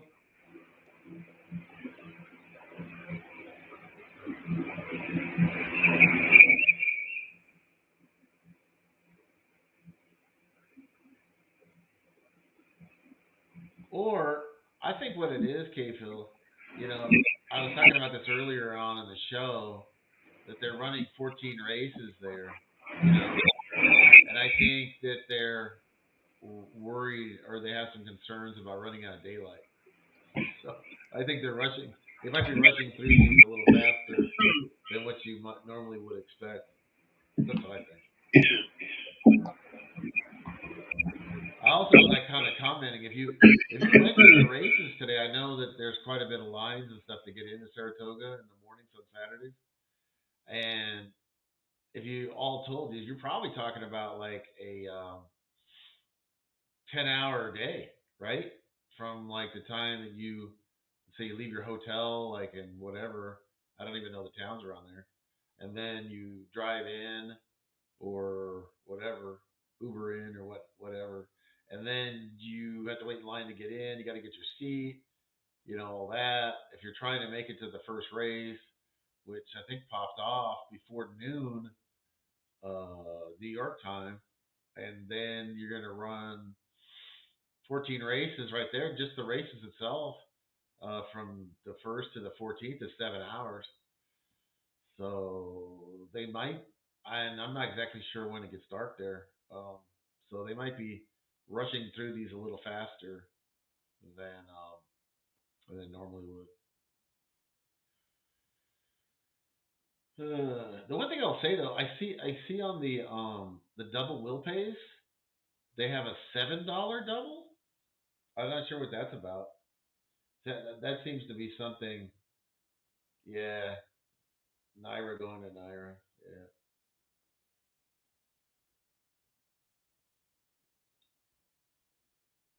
yeah.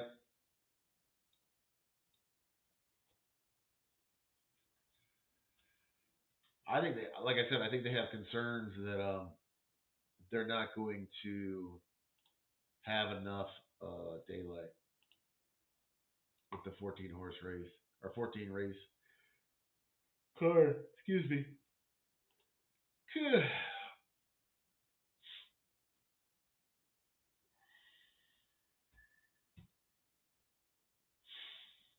All right, let's get back to Gulfstream. They're still in the paddock at Gulfstream, so this 4 minutes is not happening. It ain't happening.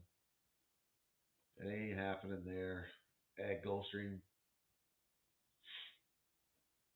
Because even if they left, they don't have riders up even.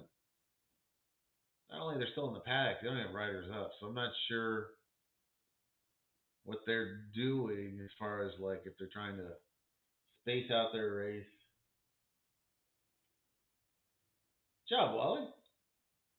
Did they lose Wally?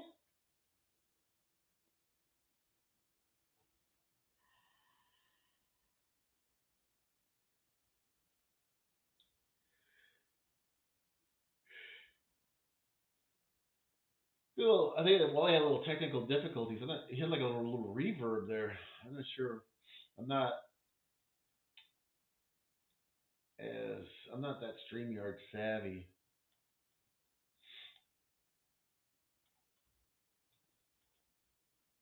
I had that figured out. Guess well, the stream light's pretty easy, but some of like the camera stuff and the microphone stuff is a little bit different from device to device.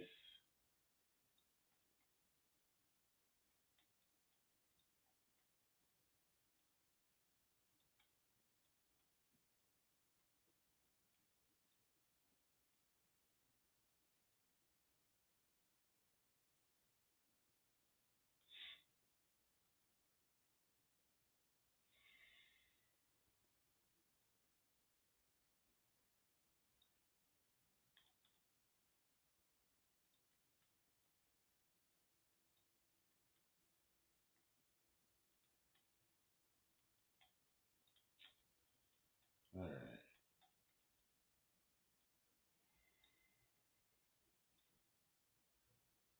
So we got the fifth coming up at Saratoga. Fifth at Saratoga coming up.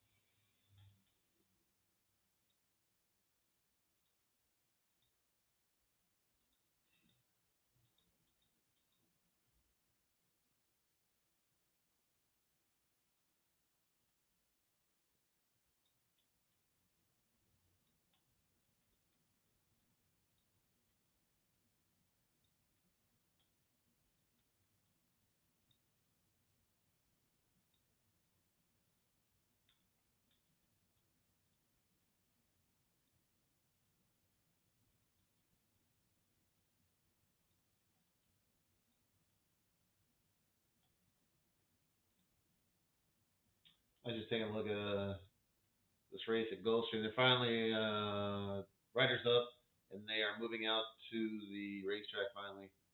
But it's already 0 minutes. But it's obviously the race is not going to go on time. What they're saying.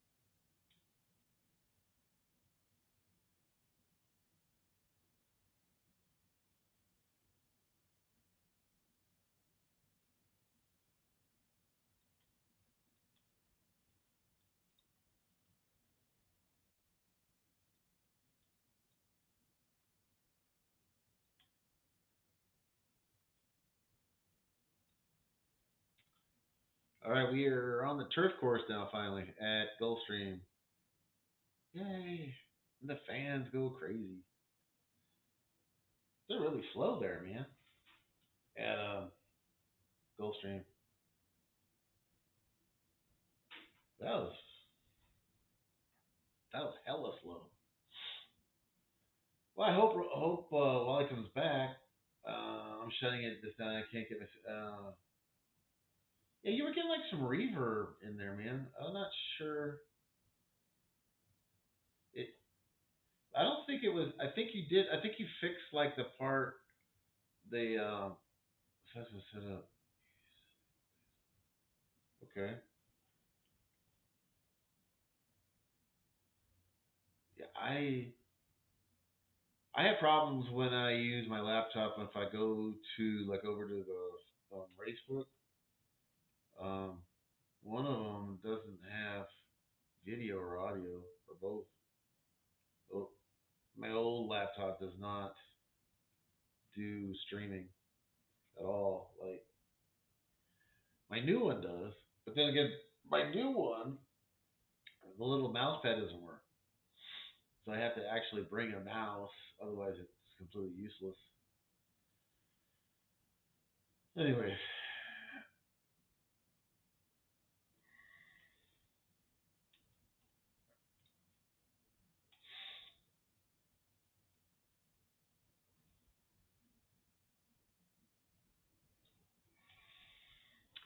all right, we are off at Gulfstream. Race four, the three is shot out to the lead. You got the two, four, six in for second, third, and fourth in that order. They round in the first turn. The three looks like actually went off the favorite. Yeah. Well, no, the three and then the seven. The sevens also. Both these horses got bet pretty heavily, more than they probably deserve. Um, my thoughts. I thought the two was the only horse in here that had odds that really had a legit shot. He's laying in third, saving ground. He's actually getting a decent trip. The even money favorites coming up to the three though, with business on his mind.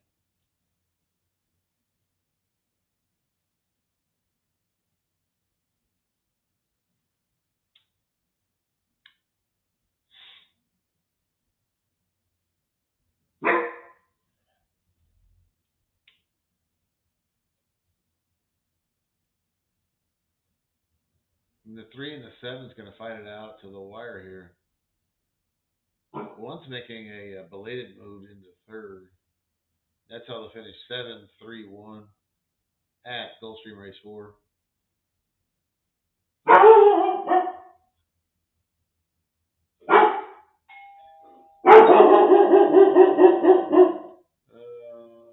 Sounds like we got somebody at the door here. I will be back.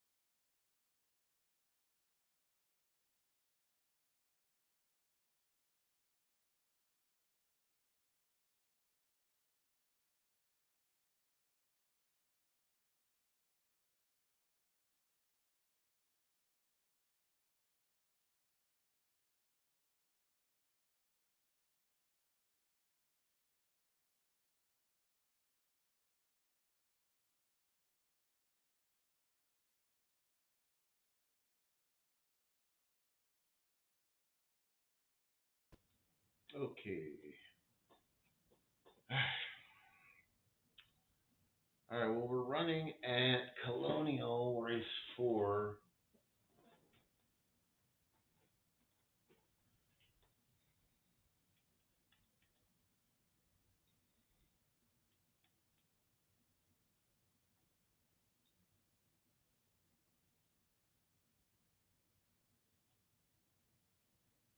Let's see. It's going to be a fight between the 9 and the 12 at Colonial. Looks like the 12 is going to get there. It's going to be 12-9 final at Colonial.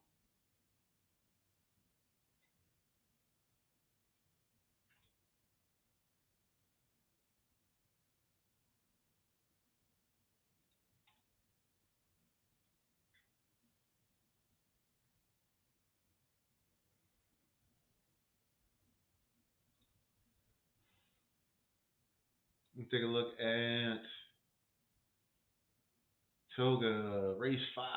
Let's see here.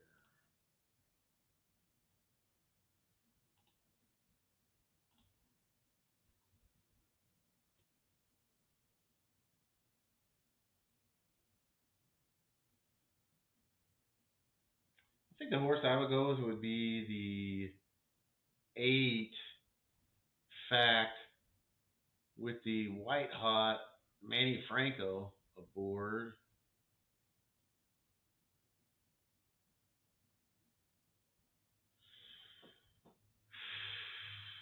I think the 6 is the other one I'd pair it with as far as an exacta goes. I'm not crazy about the prospects of this race, honestly. You got Fact in there, which I do like. I think I just play him straight though.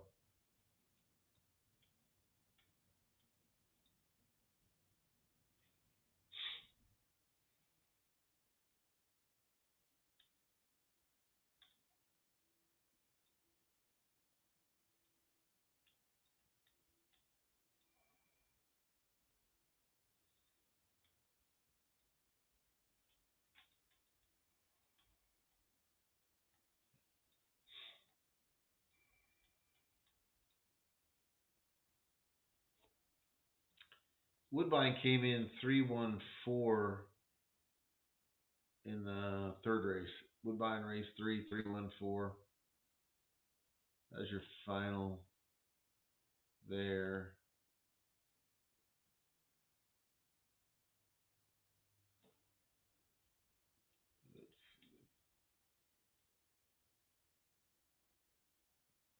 You need some really? What volume? Huh? Because it's the same setup I do every week. That's all. That's all I'm saying. Maybe it was because we had the guests on there. All right, I can change that.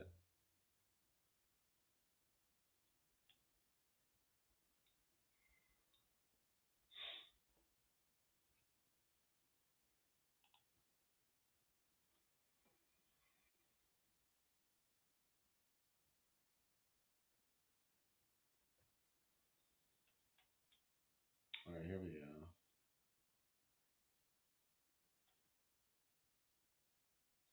Banner, media assets.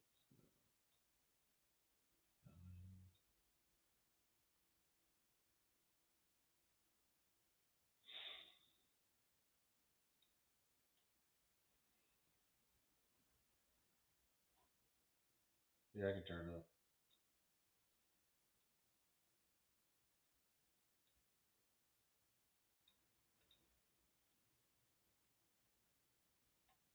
Okay, I turned up the mic. Hopefully that won't blow anybody's ears out.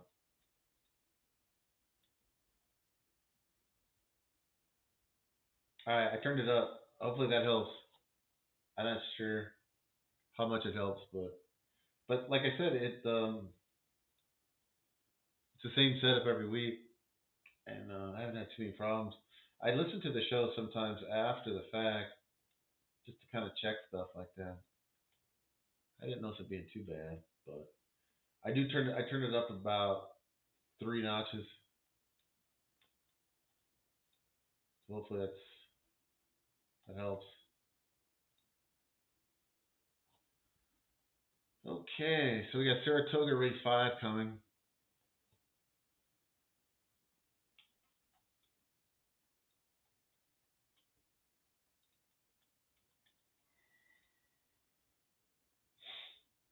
That's a little better. Okay.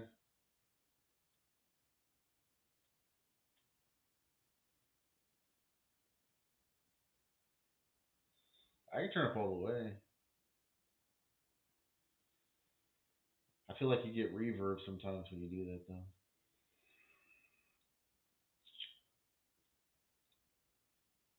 Okay.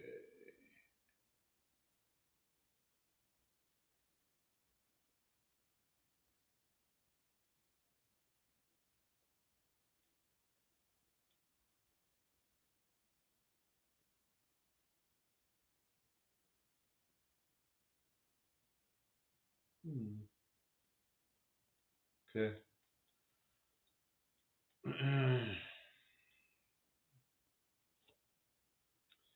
All right, and loading in at Saratoga race 5 as we speak. This is not working.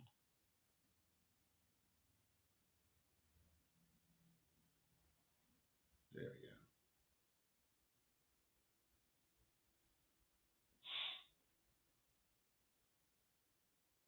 We are off at Saratoga race 5.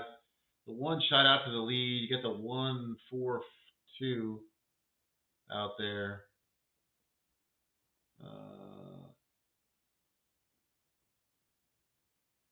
I took the 8 here. Fact. He's running last right now. He's got a lot of work to do in this 7 furlong race. I know he wanted to kind of relax a little bit early and make one run. I know that's always a strategy. But you don't want to be that far back. That's a little bit too fast. It's pretty healthy fractions, though. 22.48 for the first quarter, 45.13 for the half. 8's kind of closed in some here. Hopefully it won't go too wide. Maybe make a run in the stretch. Whoo, 7 came out right in his path. That's rough. 7 came over and crushed somebody. There's 6, I think. 8's still out there. 8's got a shot. I can't tell if he's gaining on the 7, though. 7's taking over the lead. The 8's on his tail, but it's not going to catch the 7. It's going to come in 7-8. 8 closed it up about a half a length at the wire, but couldn't get to the 7.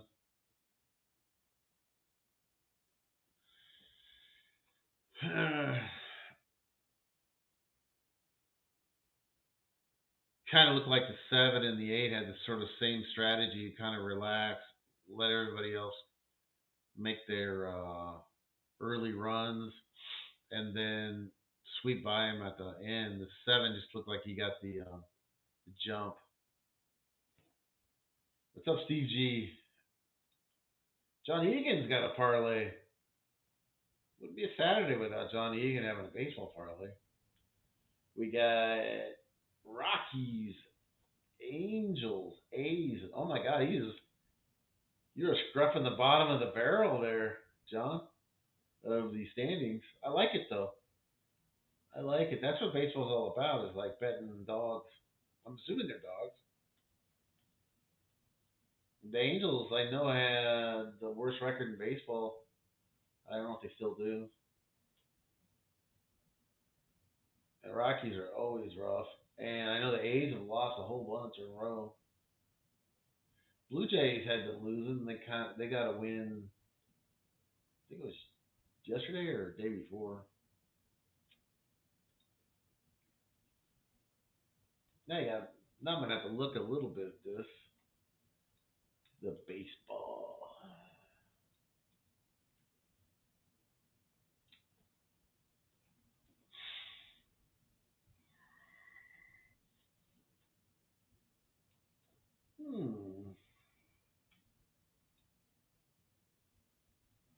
I had the Braves yesterday. That's the kind of seasons it's been for me in baseball. If you watched the Braves game yesterday, Braves and Yankees, that's exactly summed up my season. We got an inquiry here? Well, the seven, I'm sorry. Yeah, the seven definitely fouled the six. I don't know if he bothered the eight too much. He might have. It's possible. Came in on the six a little bit though. But excuse me, you can make the argument the six wasn't going anywhere, or maybe it was. I don't know. But the six was already kind of retreating. I think.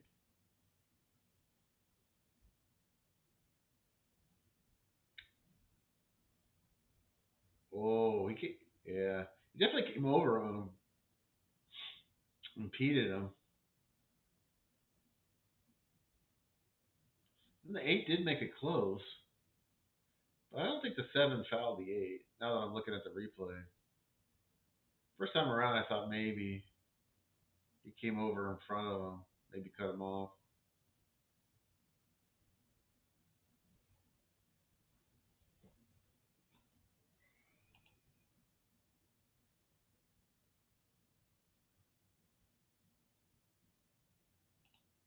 Delaware is in a lightning delay.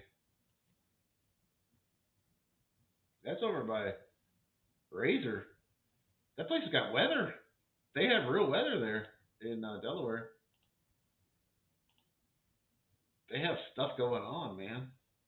They had the heat, and then they had the rain, and then they got the lightning now. They got action weather.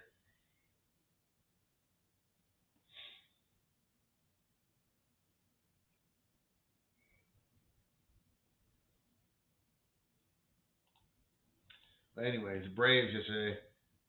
Well, if you didn't know, they were up 2-0 going into the ninth. Had their closer in, and then he's what the hell? I never really liked that guy, Russell or whatever the fuck his name is. He was with the Angels, I think, years ago. He wasn't any good.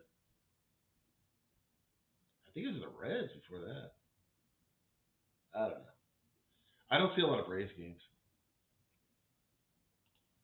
I don't really follow them, but oh, complete meltdown yesterday in the against the Yankees.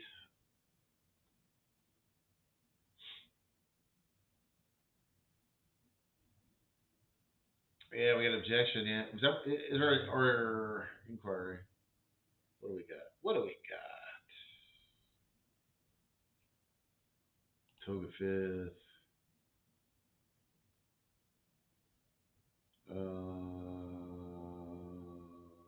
Looks like they're not going to do anything. Looks like they're going to keep it the way it is. 7-8-2-4. Looks like no change. I don't think.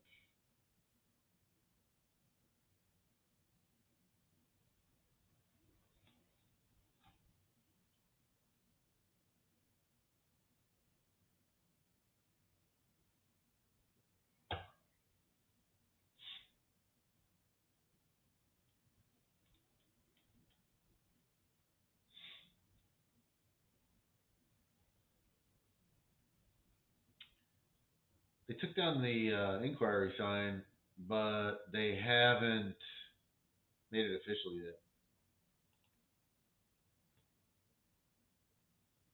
I think the next race I was going to take a look at was the Gulfstream Race 5.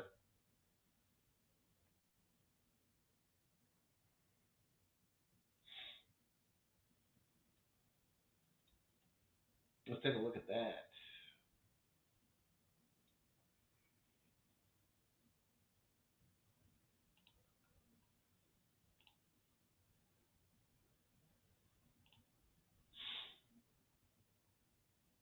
Gulfstream Race 5.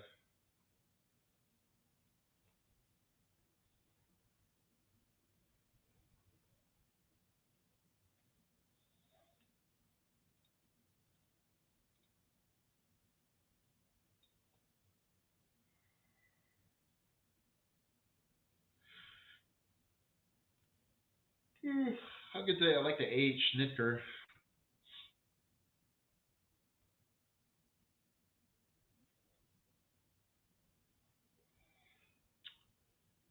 The 8 Schnittker. The one Surf's Up is 4 to 5. I don't really not really buying that. That's pretty ambitious price. I mean, I think the horse got a shot in it for sure, but 4 to 5 seems crazy to me.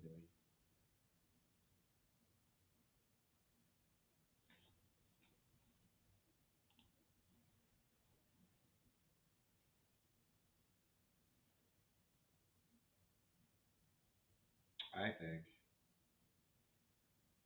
Um, kind of skipping down through these horses. The 6 horse Fast Fixer. That one looks interesting. Well,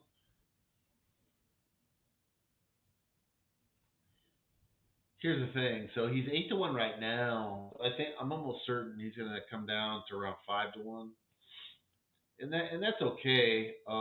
It just takes to me most of the profit away from the expected value profit out of the 6 horse.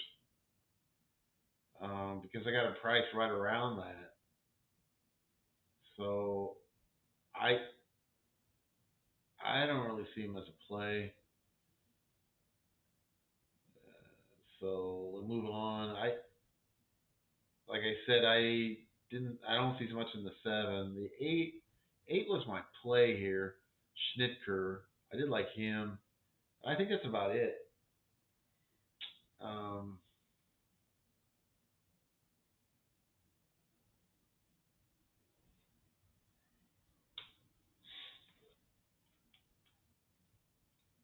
and I think I'll roll with that.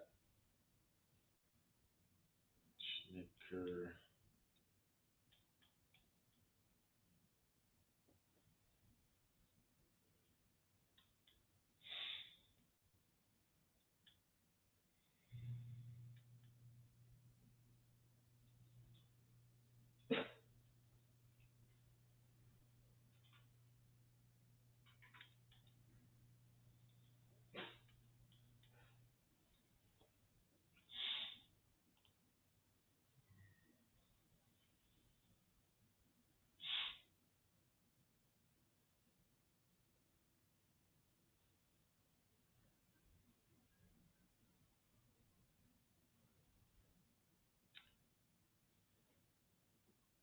Like I said, Delaware is on a lightning delay, and then we got Monmouth race 4.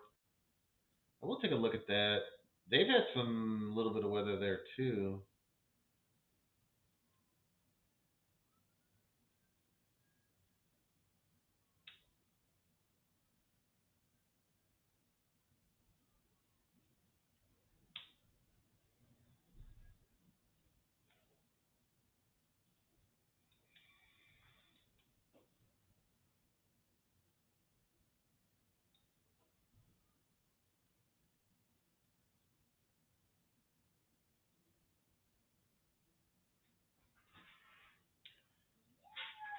Monmouth.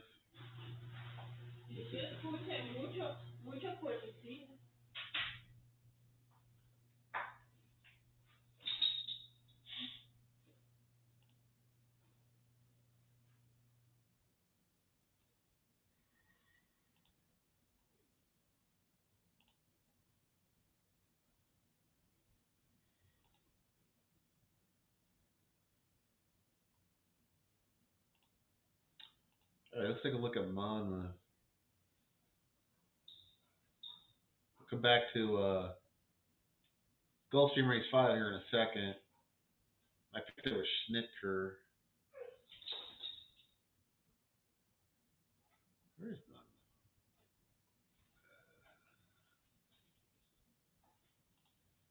Monmouth? Monmouth race 4.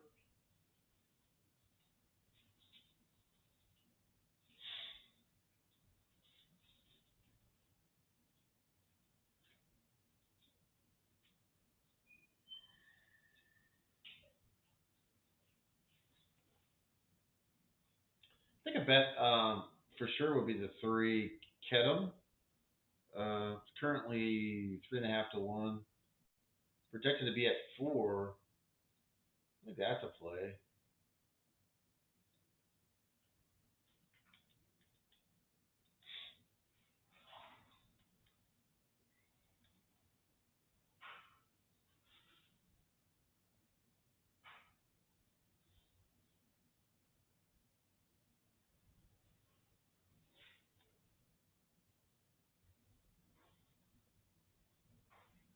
I think the 8's also a play.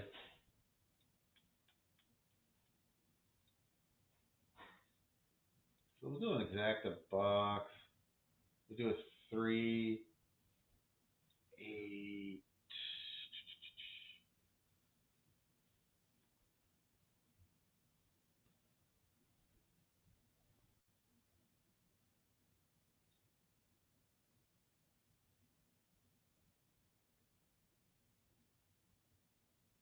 386. Go 386. Kawhi agrees.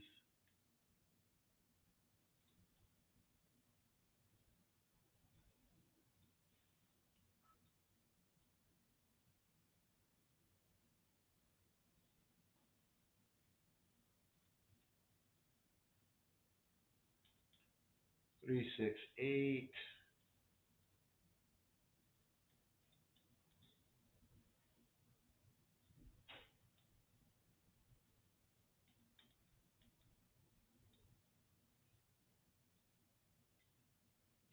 368. At Monmouth.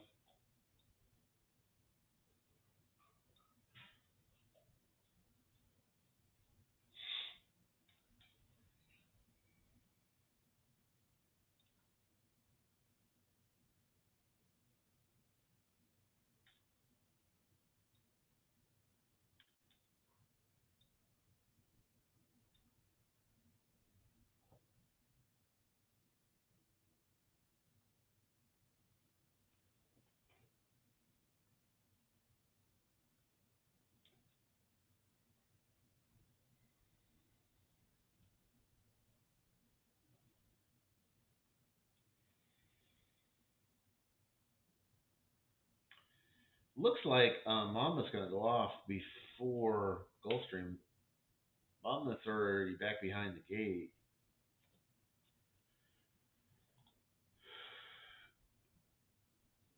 Nobody really knows when they're going to run this Delaware race. They're in a lightning delay. So don't hold your breath there.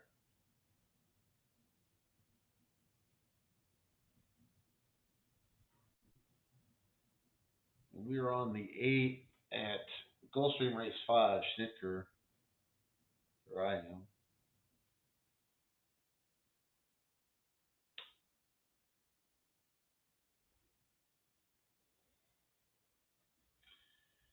If you like the show, you want the show to grow, hit the like, subscribe. If you feel a little frisky and you want to donate to the show, a membership, feel free to do that. Then get excited. Build the excitement. I know we've had some great shows the last 3 to 4 months. Looks like they're off at Gulfstream.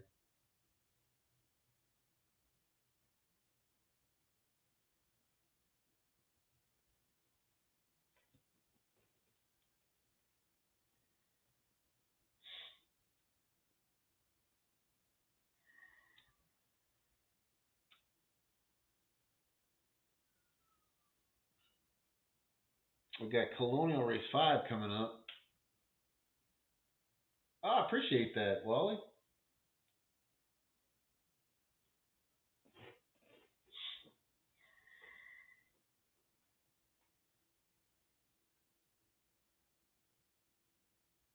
Wally has donated a membership, and Hammer Dynasty is now a new member. So, Hammer, if you're so inclined, please thank Wally.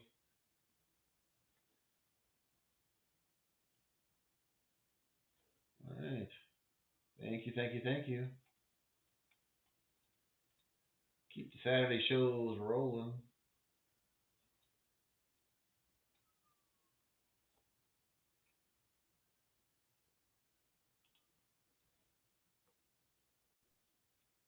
Let's see. Taking a look at Colonial here. I know Monmouth's running, but I just wanted to take a look at Colonial. They are at 0 minutes as we speak.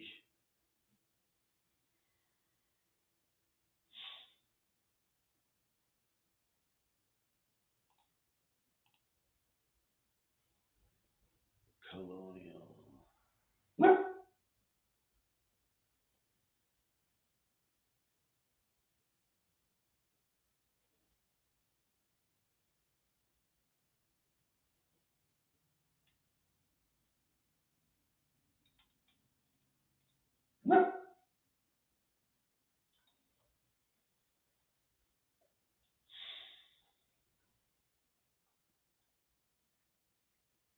I don't know. I don't know if I see a lot here at the in this Colonial race. Hmm.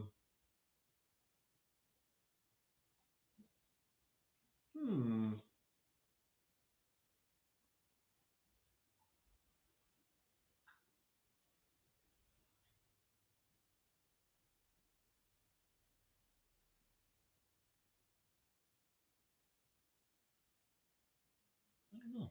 Let's see. I mean the 8, but I'm not betting the chalk at Colonial. I don't hate my money. Um.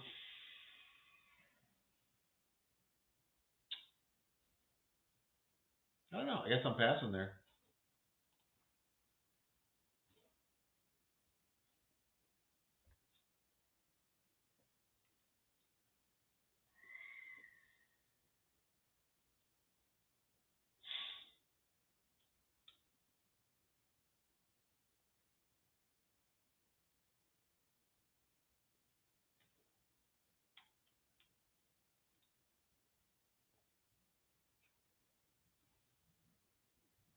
We're still in lightning delay at Delaware. We got Woodbine, race 4 coming. I'm gonna bop out of Colonial. I didn't see anything there. Good luck if you did wager it. On the surface, it sort of looked like a bettable race, but I just didn't see anything. Caught my eye.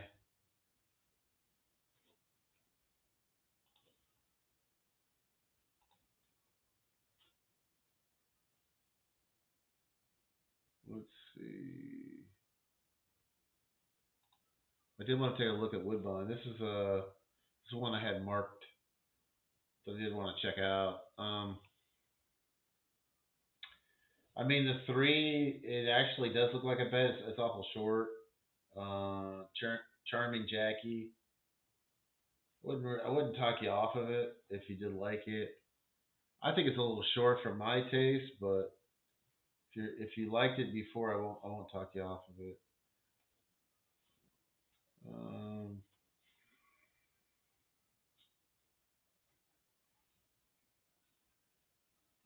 I don't really see a lot in here. I'm not seeing a lot today in general. Today, this is one of those days I think I passed more races than I've ever have. But yeah, I mean, Charming Jackie might be a play. Might be if you like it. Like I said, I wouldn't talk you off. Yeah, John? What do you see there? I mean, maybe the 5, right? Chinook. But then that's I think going to be the second favorite. So you're talking about the 3 and then the 5. And I honestly I can't throw out the 3. Um, Other than he just got short odds, which is actually the reason why I'm not betting it. But then to take a stand on Chinook, I don't know.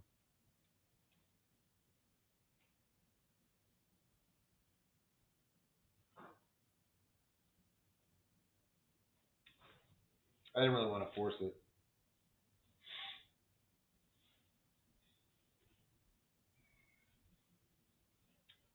Tell me what you like, John. Post it up. I didn't. My opinion, I didn't really see a lot here. Like I said, maybe the 5, but now the 5 is under the odds of the 3, and I definitely like the 3 better.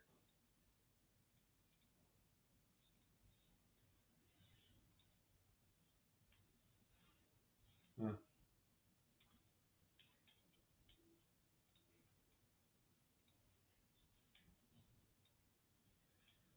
Uh-oh. Come on, computer. Sticky. Glitchy today. There we go. Whoa. What's that again?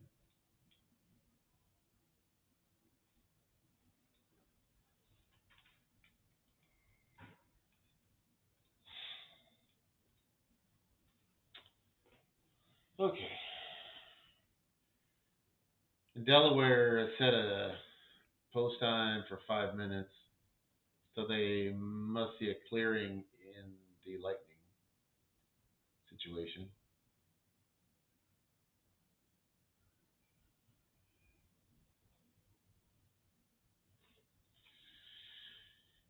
But I didn't like the race anyways that they were waiting for. A Saratoga race 6 coming up. After that, I thought that was actually a very decent race. Had decent weather at Saratoga this season. Sometimes you get a lot of rain there. All right, looks like they're all racked up and ready to go at Woodbine.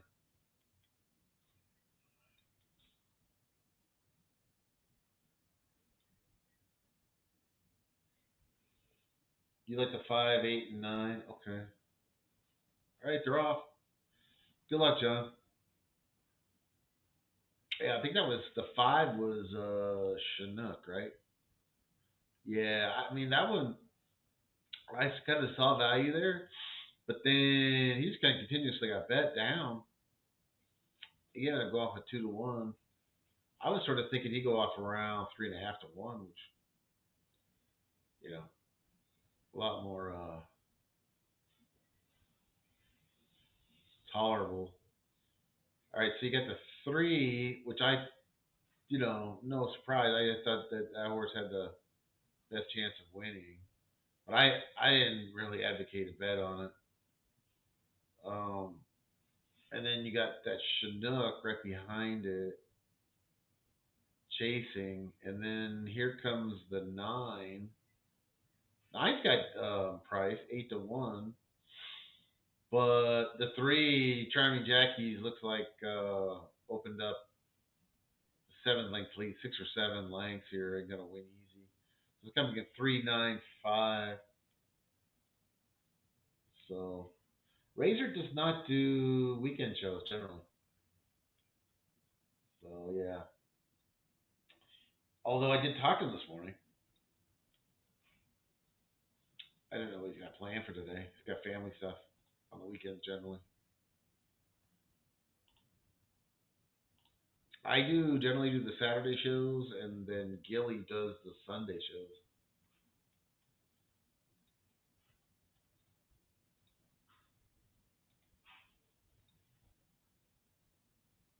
Okay.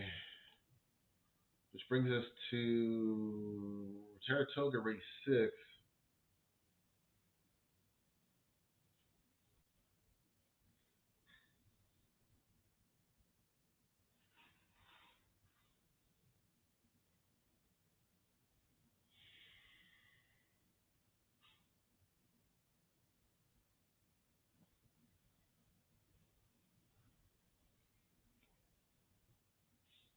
Saratoga.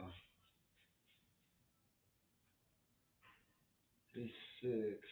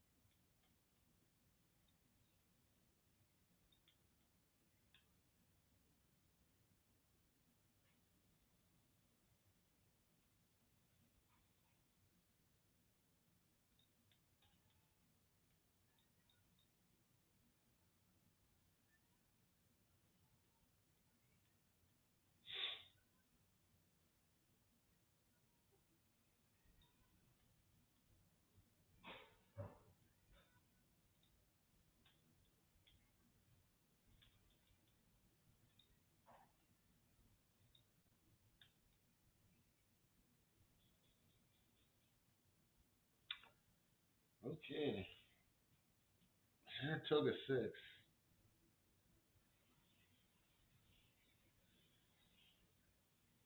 I think I've got a little break in the action after the Saratoga race.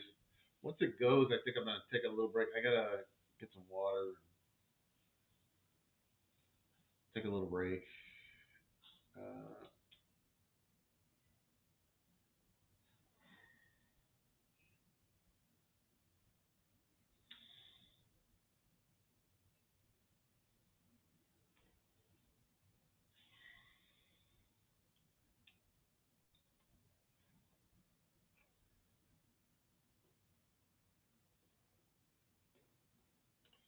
we come back, we'll go for the last hour of the show. Got some good racing coming up. Got Colonial 6th. Decent race.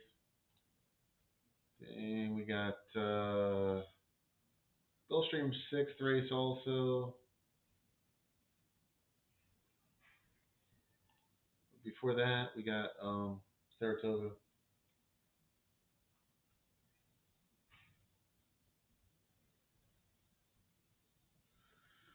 All right, let's start working through the Saratoga race here.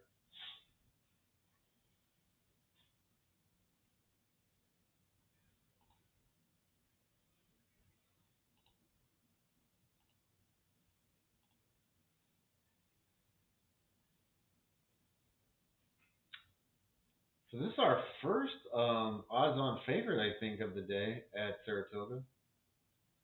Red Poppy with NYRA aboard.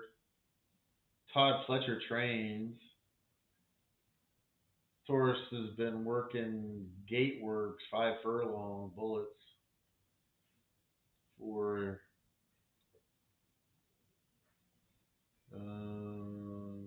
the debut here.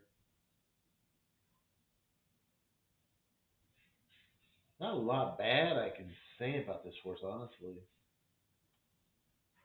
I mean, it's the first timer, and you want to take 3 to 5. I mean, you buy the hype or you don't buy the hype. I think that's the question on Red Poppy.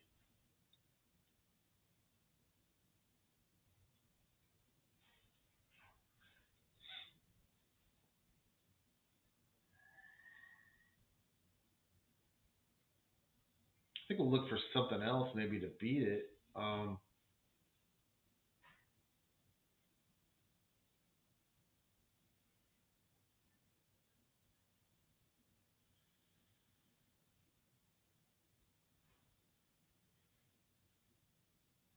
Excuse me. All right, we got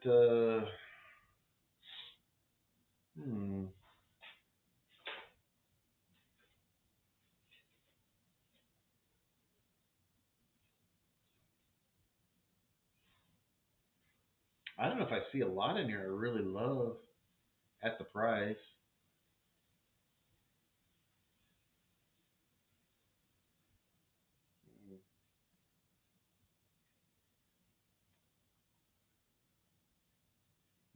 I don't know. I don't know. What do you guys think? I mean, it does. Red Poppy does look kind of the. He looks like a 3 to 5 shot, honestly. Um, I'm not advocating wagering on him, but I still see. I can't make a case, a case enough for any of these other ones.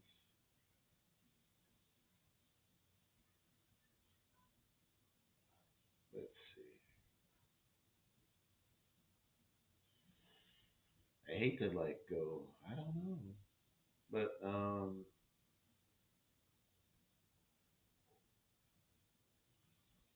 what's the chat say? We got anybody has a like a strong stand here against Red Poppy? Wally. Wally's not buying the hype because he's got the 2 or the 7 on top. Okay.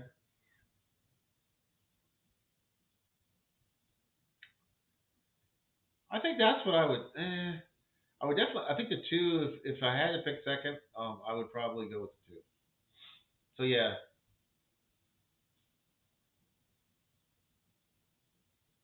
yeah, I agree, John.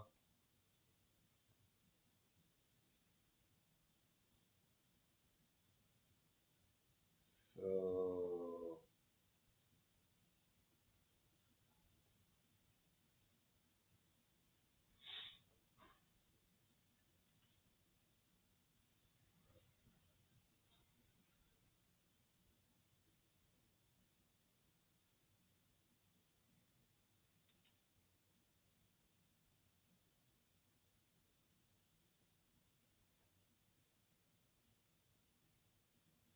267. Okay.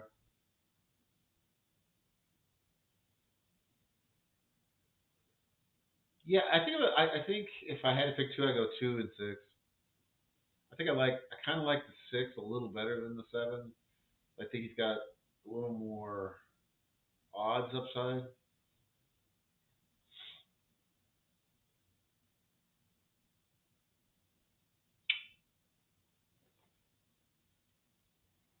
That's just me.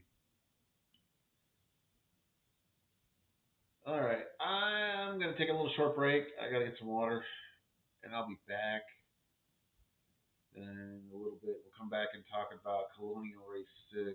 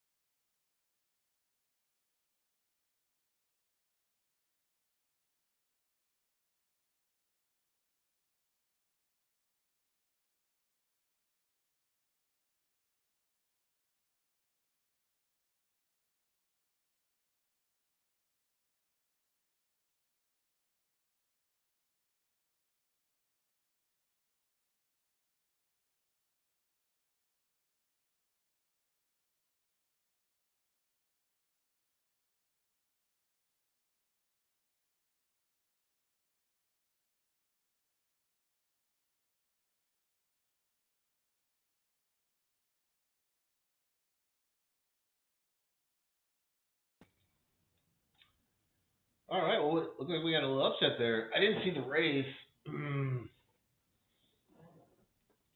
but I'll bet you there might be a some bridge jumping and stuff. Maybe some big show prices here. Some of these horses, the 9.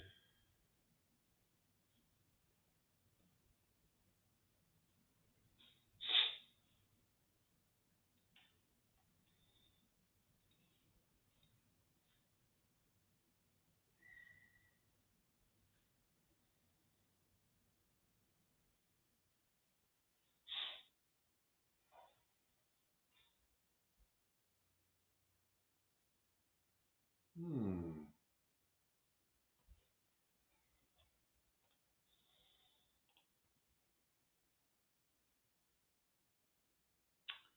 Dang.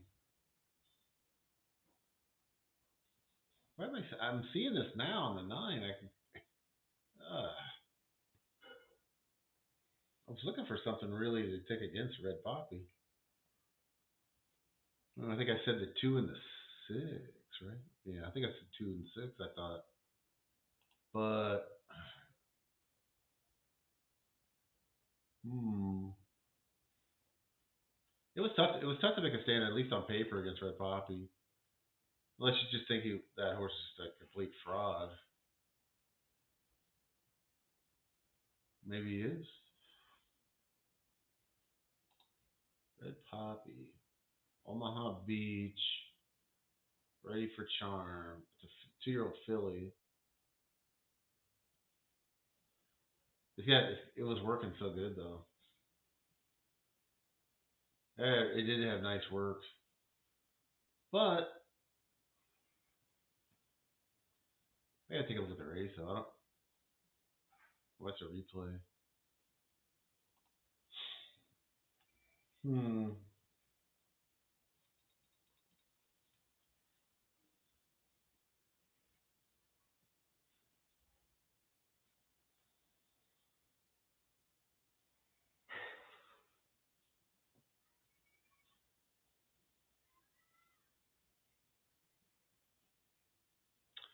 All right, let's take a look at Colonial Race 6.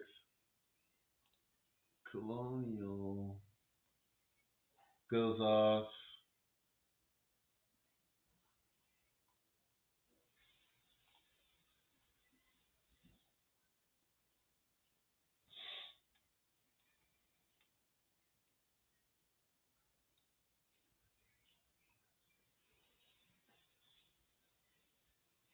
Goes off in 2 minutes.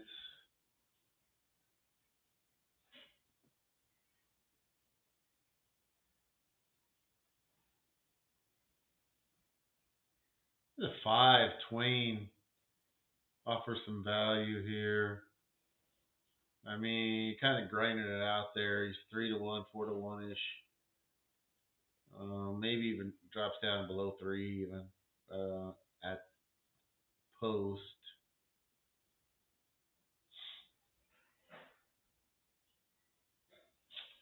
That's about all I see here, really. Huh. So kind of like Twain a little bit.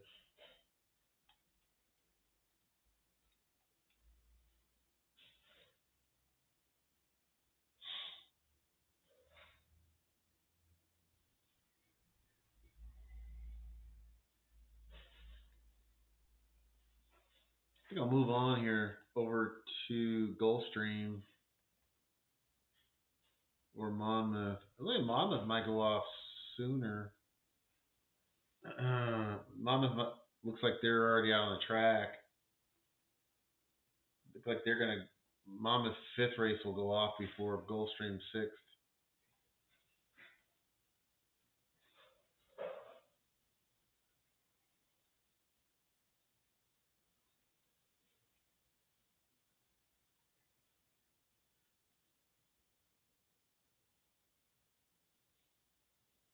Take a look at that.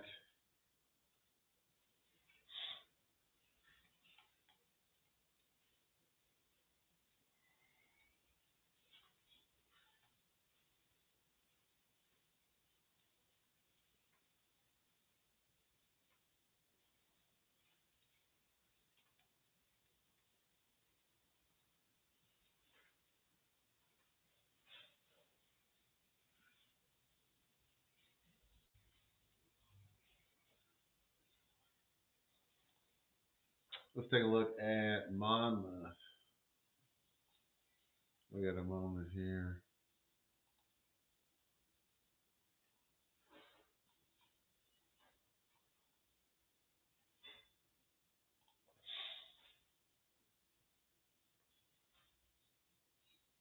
The 2 is a short price, but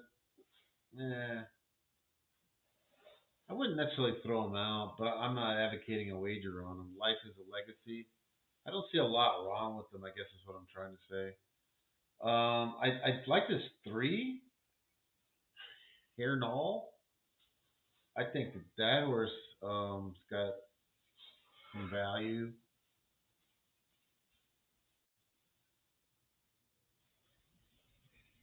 For yeah, 3. I'm definitely on the 3.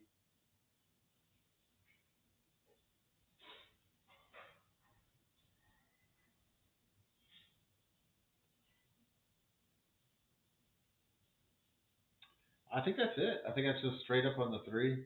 Hairnall. Hernall. I don't even know. I don't know if they names of these horses.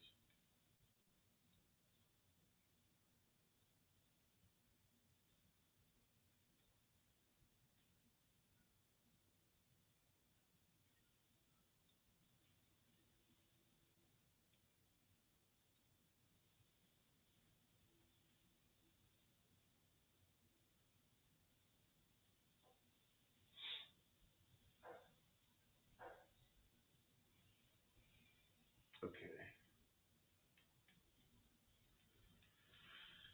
Either way, you spell it. I like it.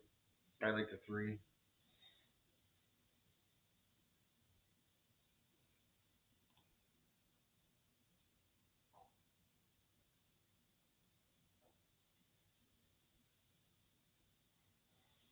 And I'll just say this: the 9-1 you see on the board right now for that 3 horse at Monmouth isn't going to last. I would almost guarantee you're going to be under 6-1.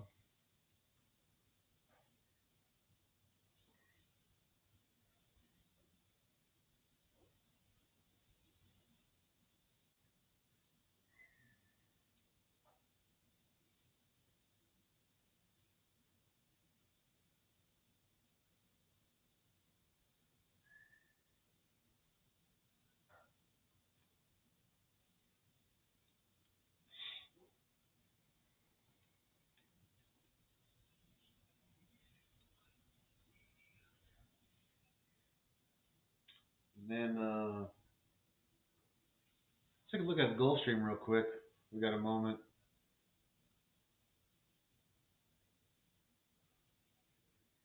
Gulfstream race 6. Hmm.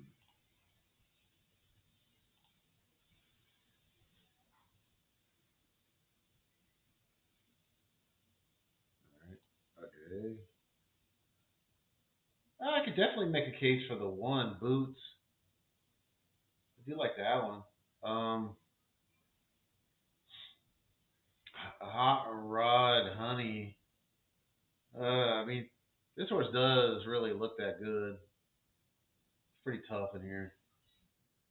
I'm not advocating a wager, but I would take the 1. Um,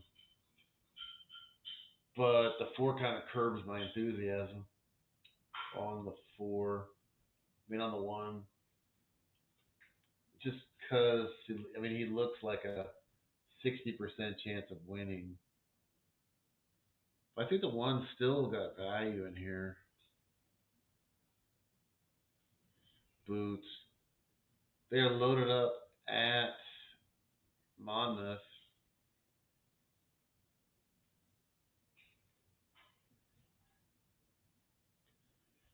Monmouth race 5. They are loaded up as we speak. Gulfstream is, I think, delaying here.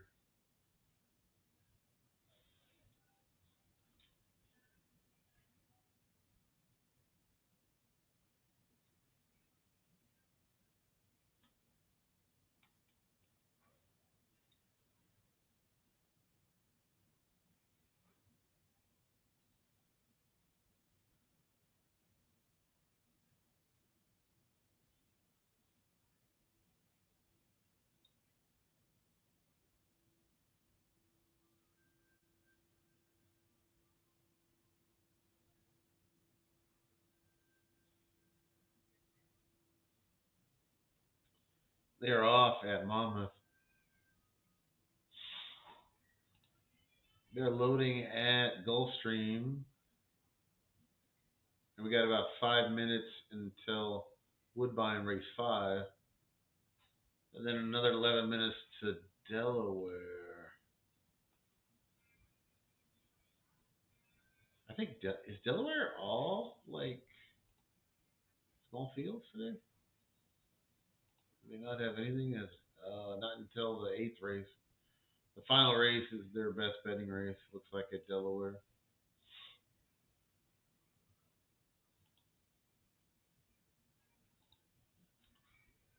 Okay, they're running in Monmouth. The 9. Looks like he's running away with the space for Grace. I think the 2 ran second.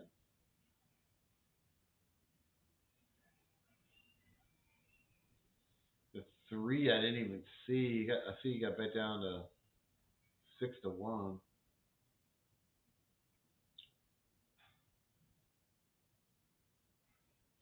So it comes in 9. Oh no, that's the 3's in second. Okay, I thought it was a 2. The 2, the 6-5 favorite, really ran poorly like a rat. Ran 5th. The 3, my 3 ran all right. Good second, I guess. Not good for me though, because I didn't bet it that way.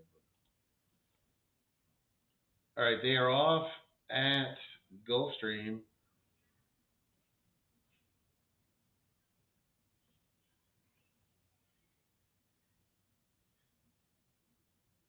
Looks like a fight between the 2 and the 6. The 5 and 4 are on the outside. 2's coming away with the lead. Here comes the 5 now. Liberty Ring's gonna win at a price. Liberty Rings.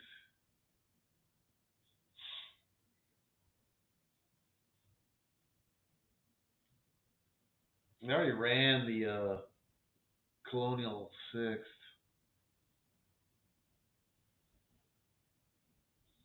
I did want to look at Woodbine race 5.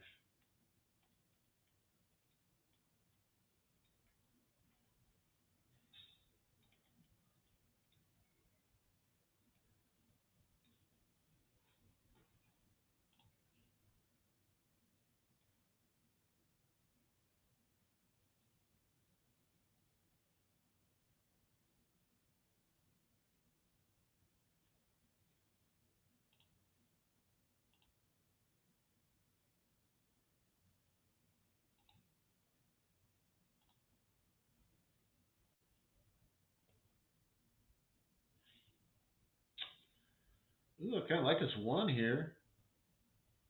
Luan Robin.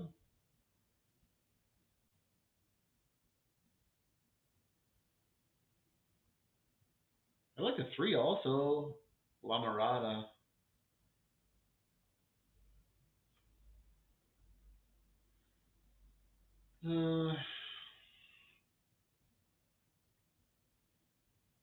I think that's about it though. I think I like the 3 and the 1 here.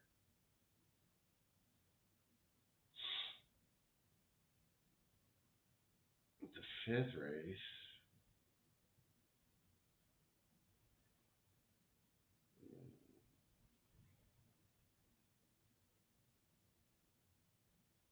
The 3, I have top pedigree and top work rate ranking in this race on the 3.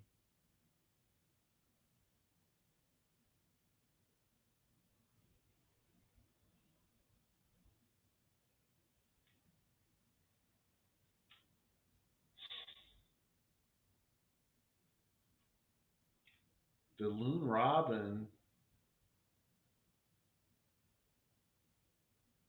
I got him work rating at 3rd here.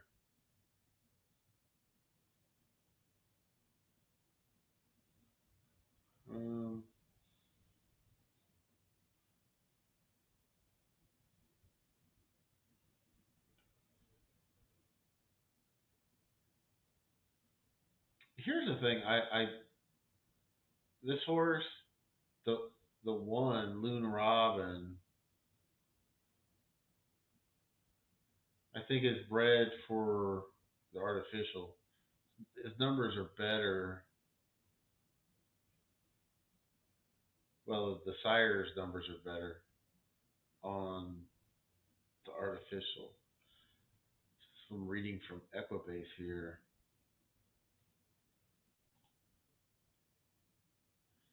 I think you take a play here on the one.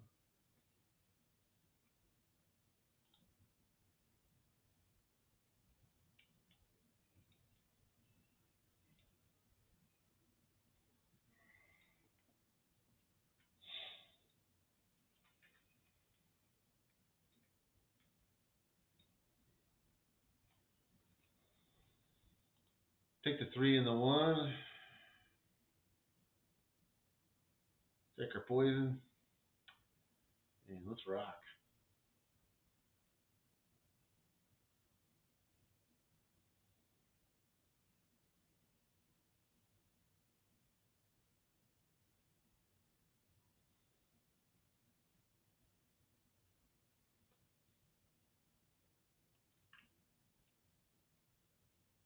Got a little issue with either the 4 or 5 horse. I can't make it out.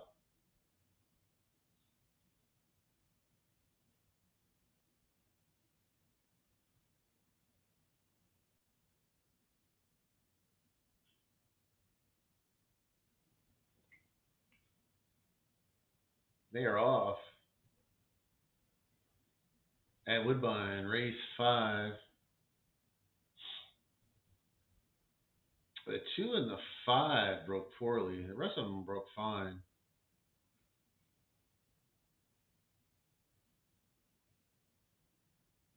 The 3 got bet down to he was just a minute ago 4-1. So I knew that wasn't gonna last, but he got bet down to 8-5 at the post time.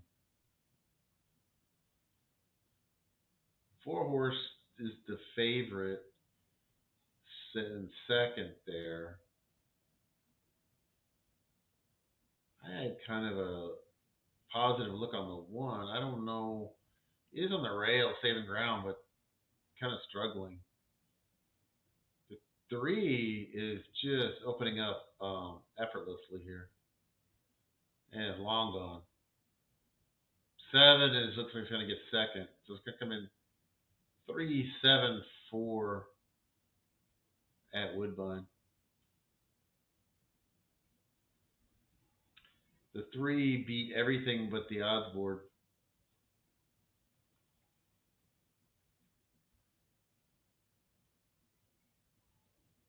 Just destroyed this field.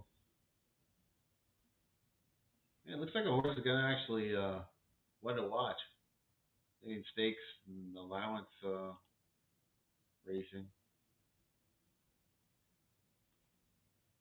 But I would said before it should stay on to the synthetic.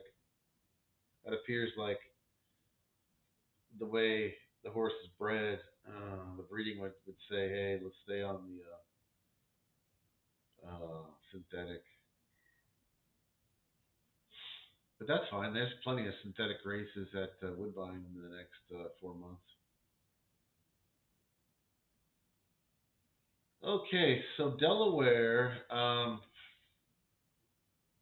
This is a stakes race for 2-year-olds, the Blue Hen Stakes.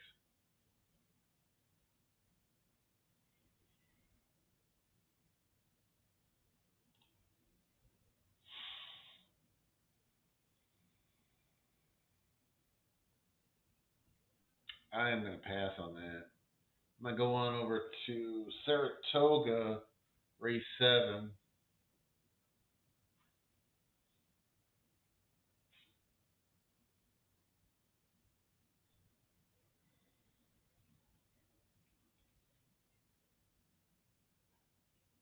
Saratoga 7.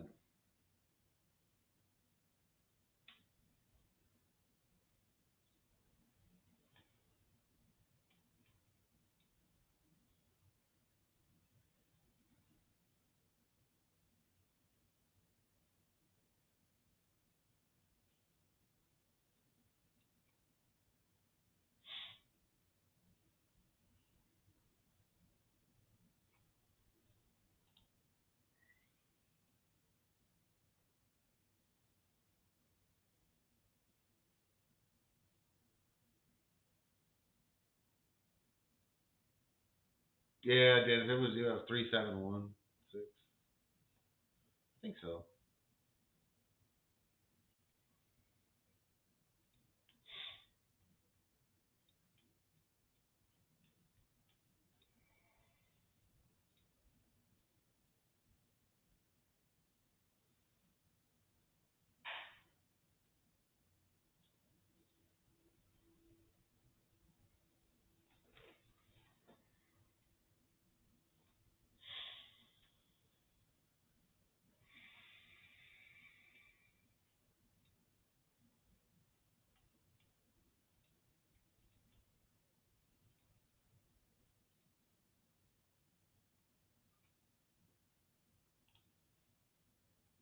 It's like a big crowd at Saratoga today.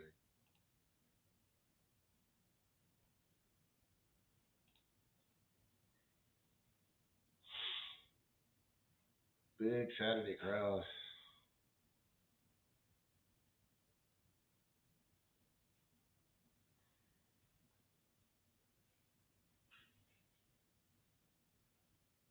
To come out and see the stars of thoroughbred racing.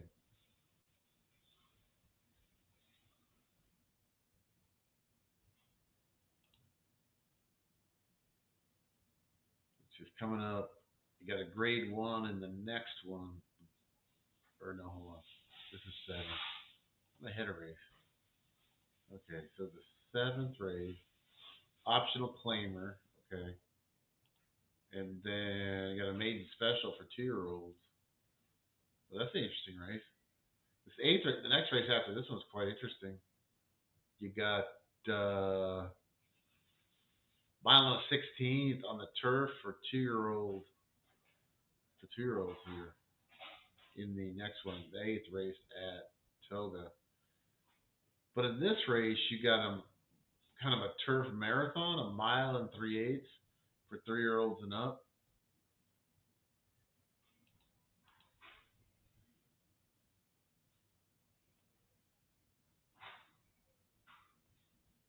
It looks like a kind of race. It's gonna be hard to find the favorite.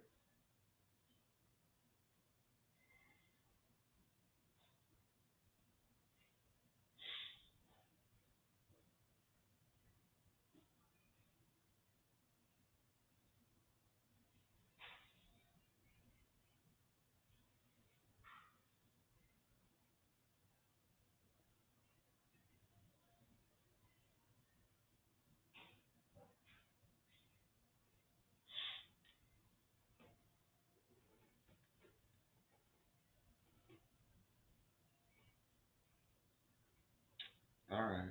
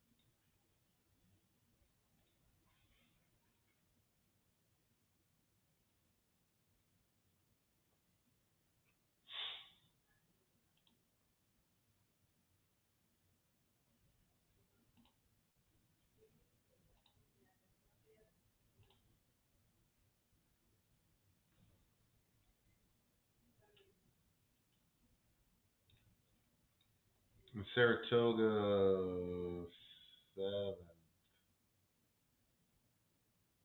I do like the 2, Ramblin' Wreck. I can tell you that.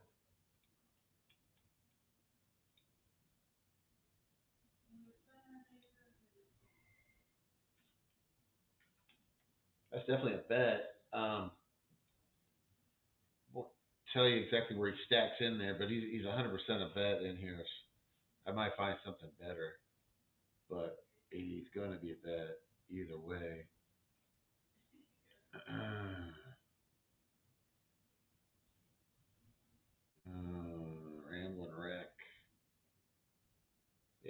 He's got closing speed. He's a closer. Um. Okay. Keep going through these.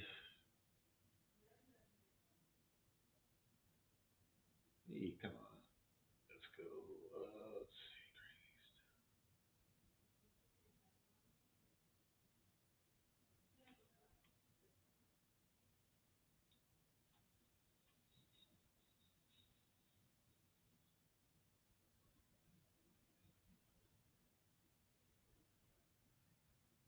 I like the six a little bit just for luck.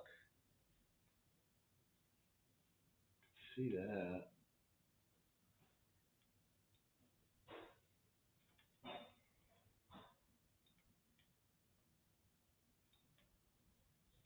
I'm going to play an exacta here.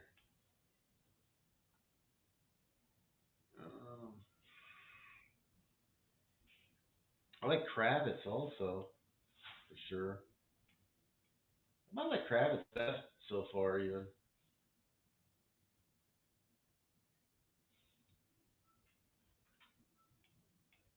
Brand Motion.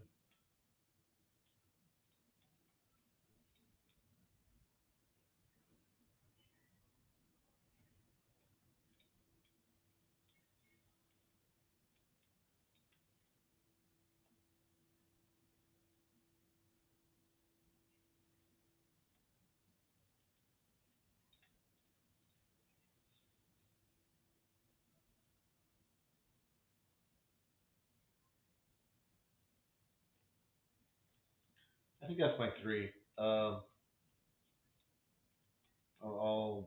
post them up here in my exacta. It's going to be 267. 267 at Saratoga, race 7, exacta box 267. I will post it.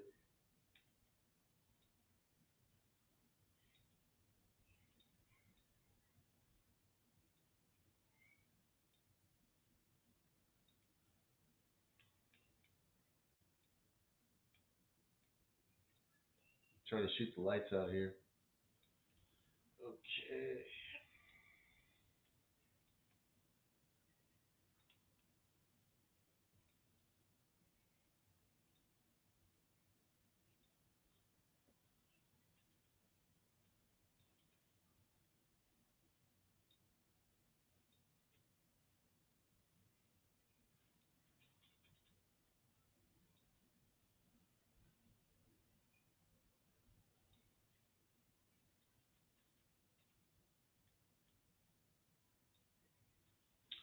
All right, there we go.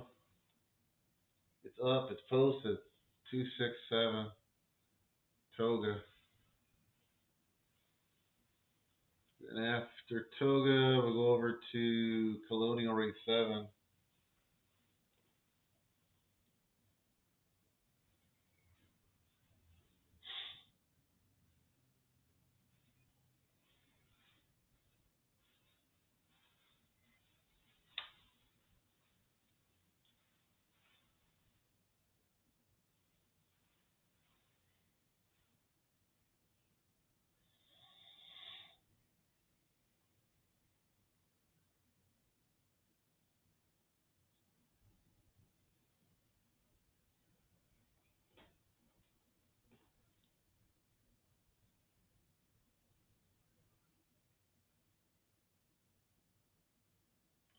All right, they're loading in the 7th at Saratoga.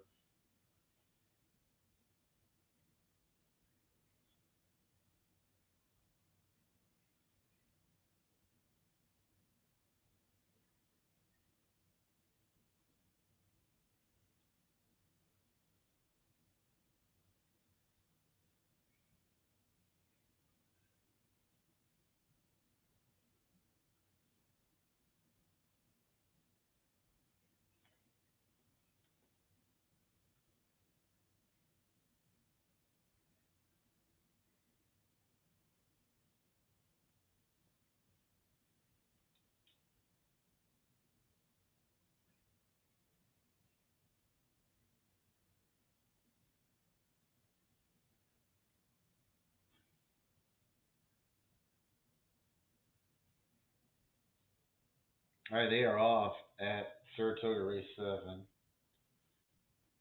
The Turf Marathon here.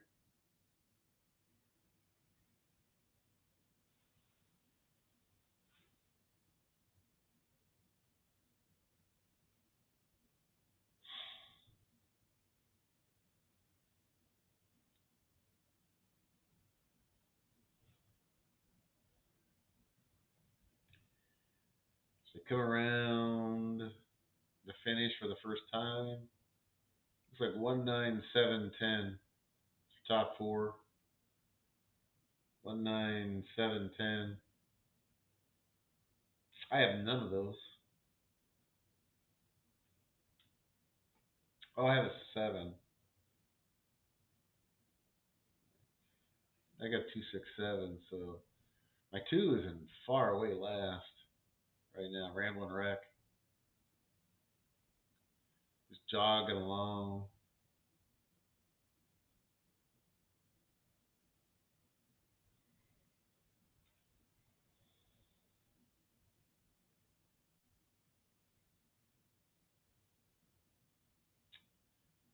Pretty much the same groups. You got 19710 on the top four. There's like two groups of two there. You got the 1 and the 9 and the 7 and 10s grouped together.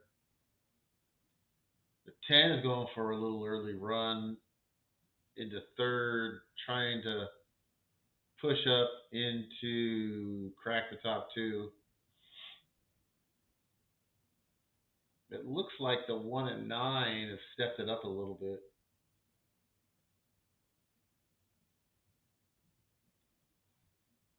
So far, it's been a complete boat race.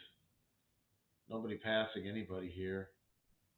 Here comes the 10 now, making a bold move to the lead.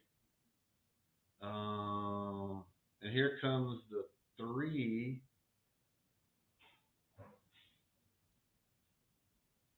So it's going to come in 10-3.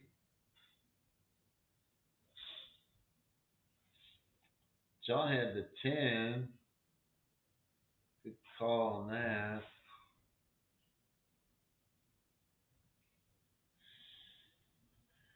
The 3. Who was the 3? Greystone.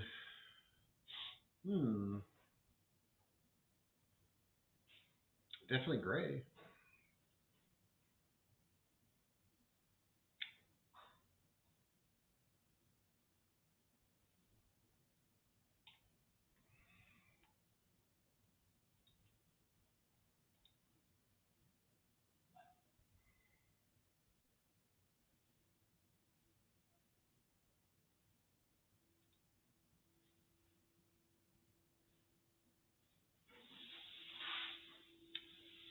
All right, we got Colonial Race 7 coming up.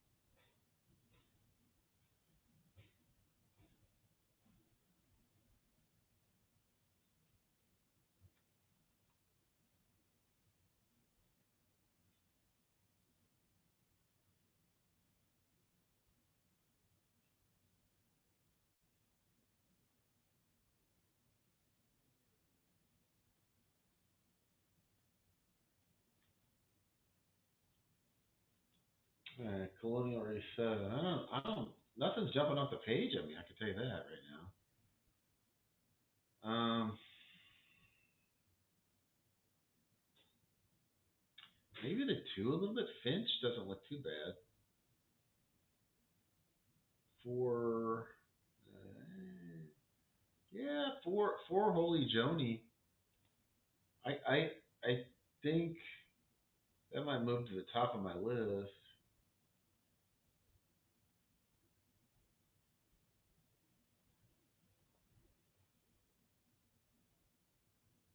Colonial 7. Holy Joni. He's got a little tactical speed too, which you want in a 5.5 furlong turf race. Seems to like the turf better, or the pedigree agrees with it a little bit better.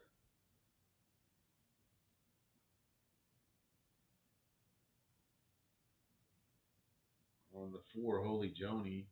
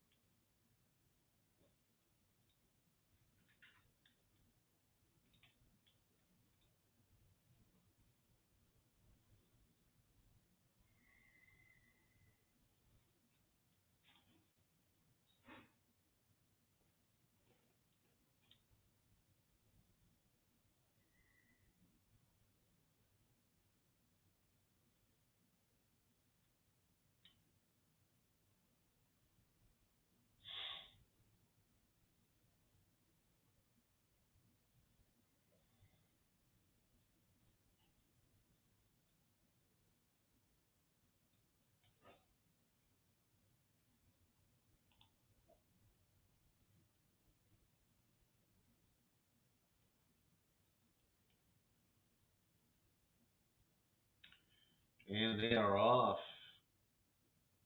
at Colonial Race 7. I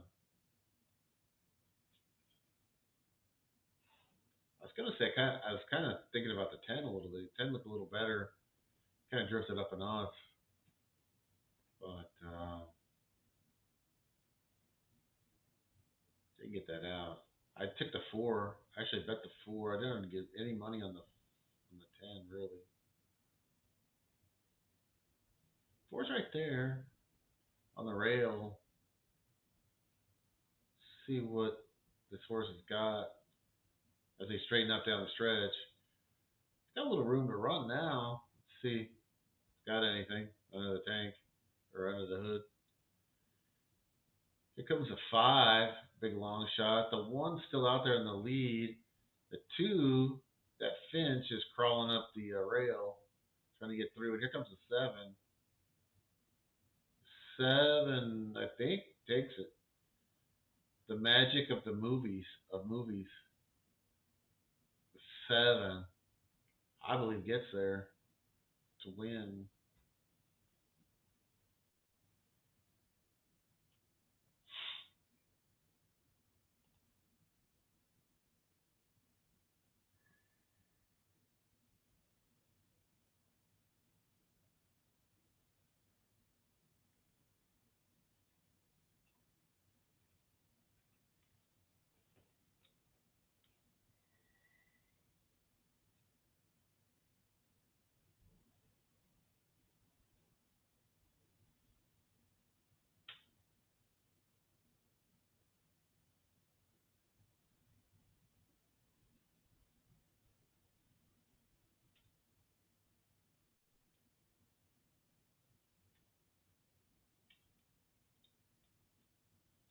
All right, we got Gulfstream coming up in 7 minutes.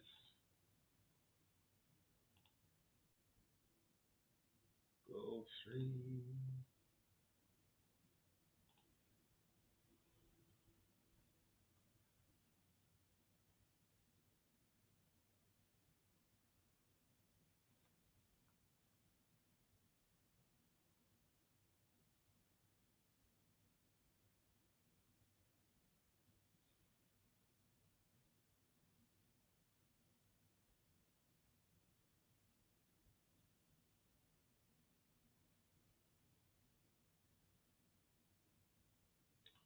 I think I took a little of the 8. Lodato. That would be a play.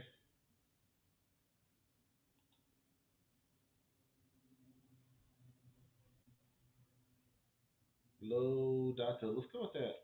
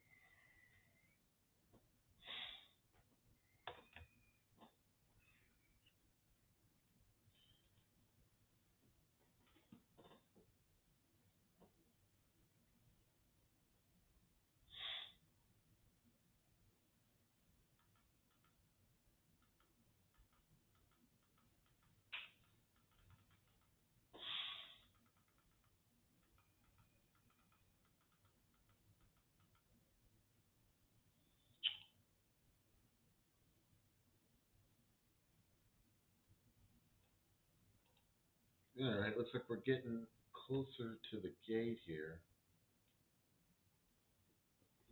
Lodato. Lodato was the 8 horses what I took.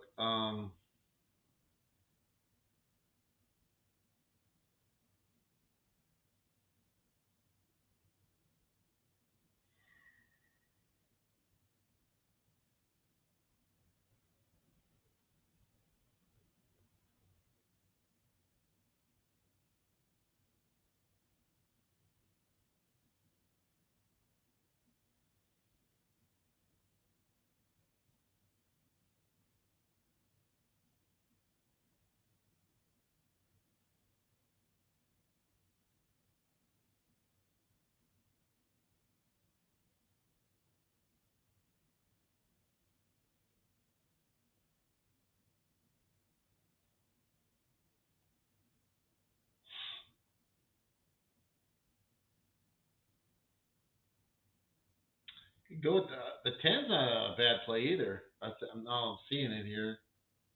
Grand Joker.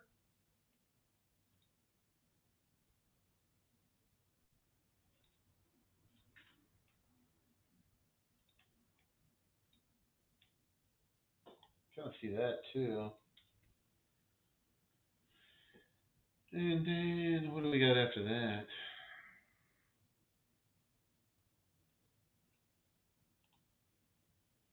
Got Monmouth 6th.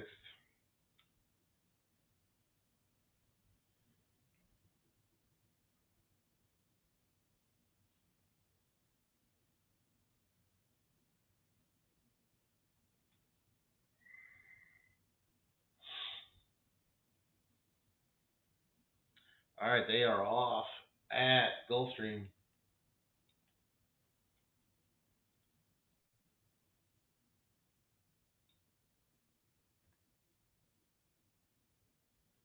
They are off at Monmouth also.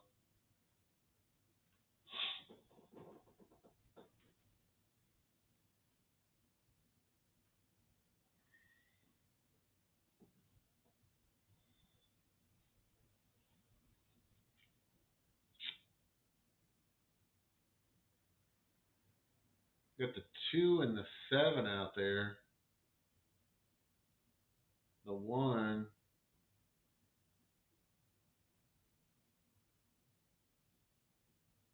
Here comes the 6. Price Wars gonna win, I think. Ooh, didn't get by. I don't think the 6 ever got by.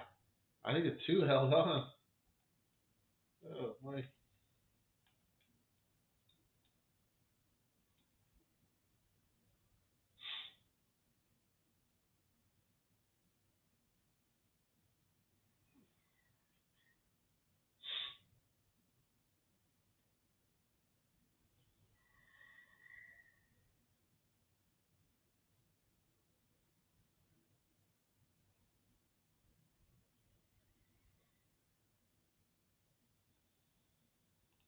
We got Woodbine. Woodbine race 6. Woodbine race 6. Woodbine race 6. Let's see here.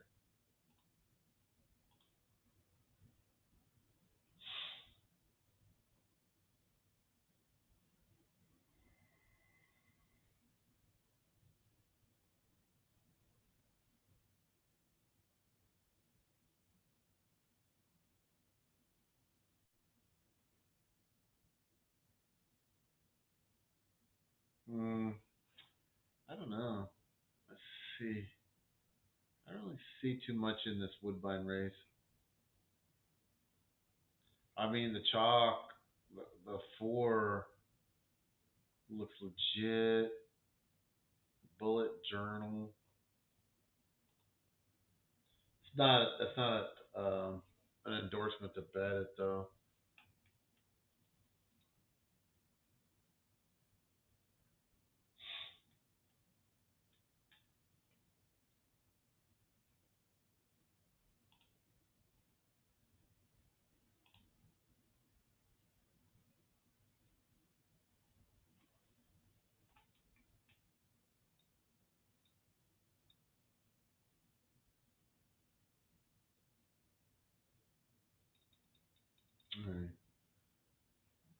think the next bettable race looks like Colonial A's to me.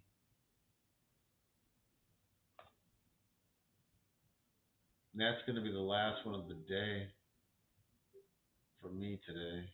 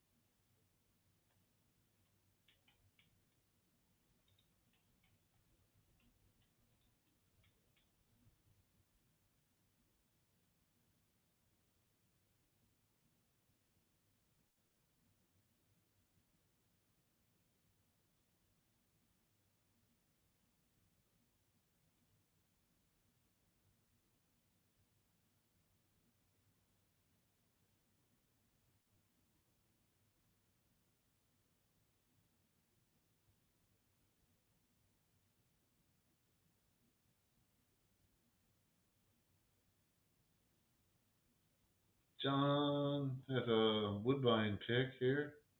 4, 5, and 7. They are off.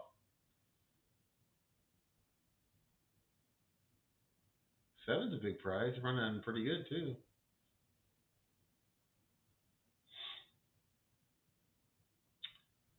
Got to run down this one though. Classic move. Here comes 3. The 4 is right there in position to do it, but it's not really pushing by. I think the 3 is going to end up being the competition here. The 1's still there though. 1's going to win. 1, 3, 4 is your final at Woodbine. Race 6.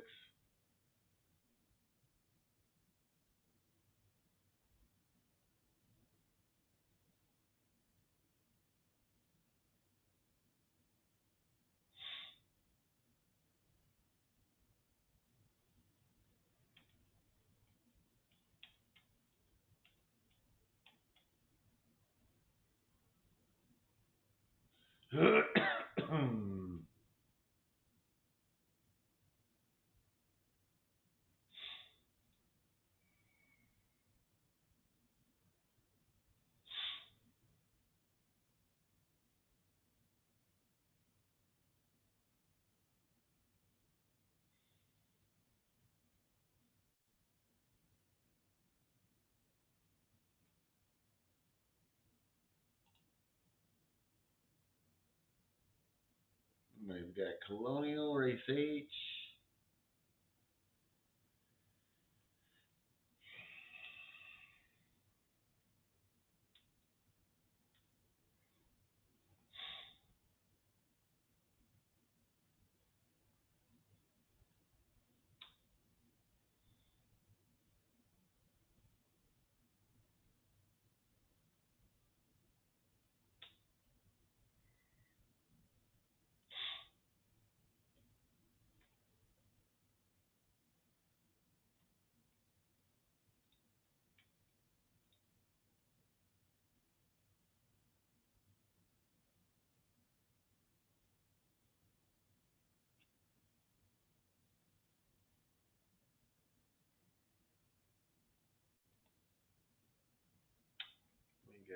Saratoga, race 8.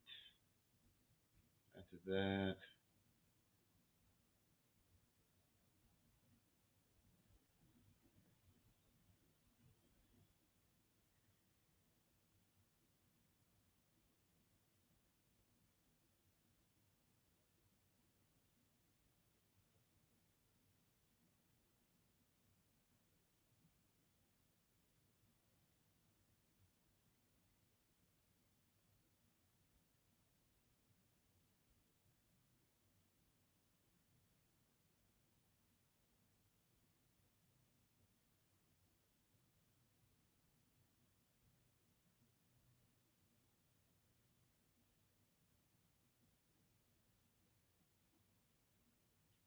Colonial.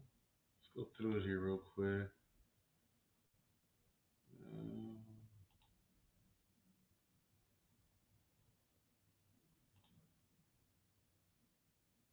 this Colonial race 8.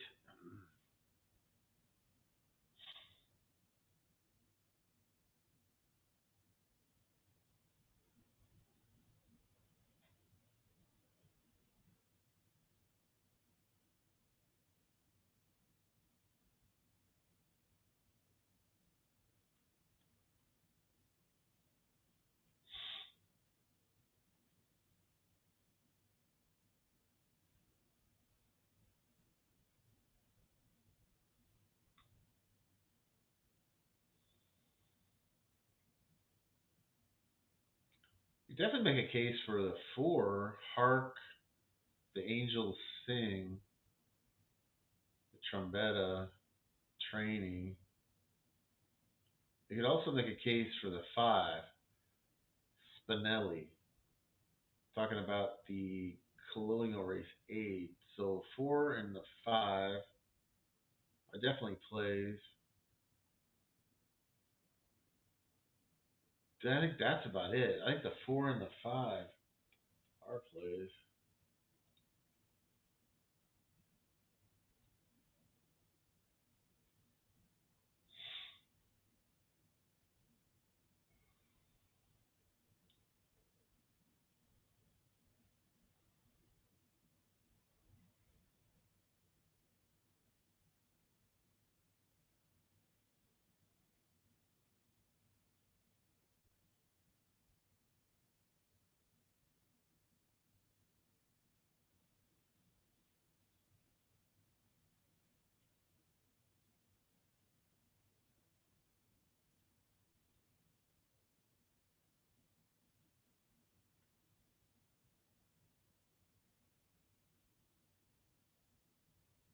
4 and the 5.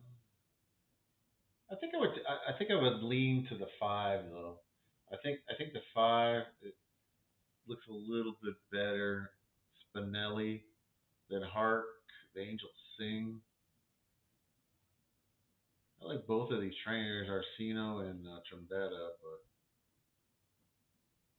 I think I go with Spinelli in this one.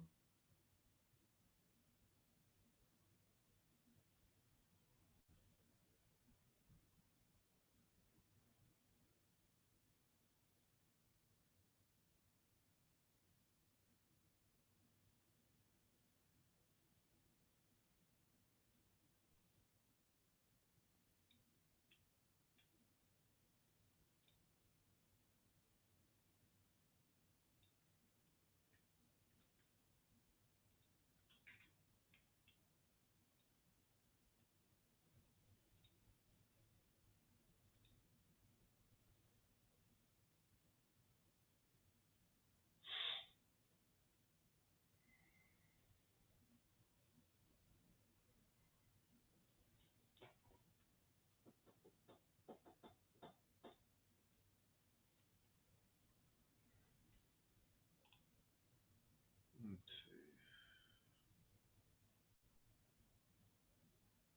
Oh, you're welcome, Don.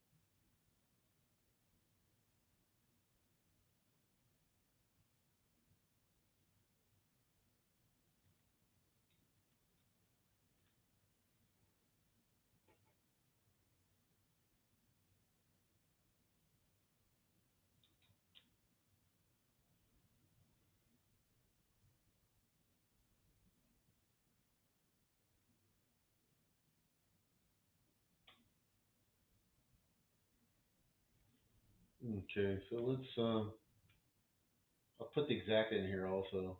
Uh,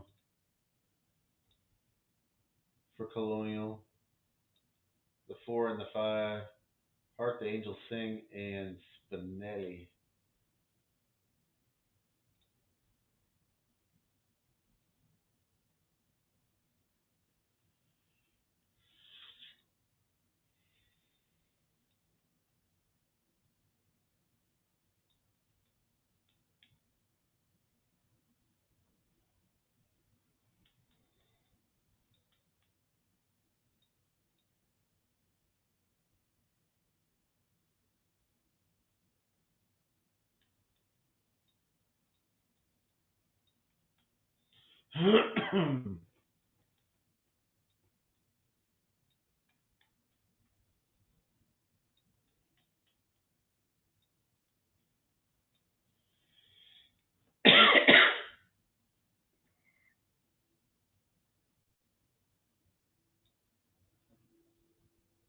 Hunt. Okay. 6 will haunt you. 6, huh? Oh, yeah. All right.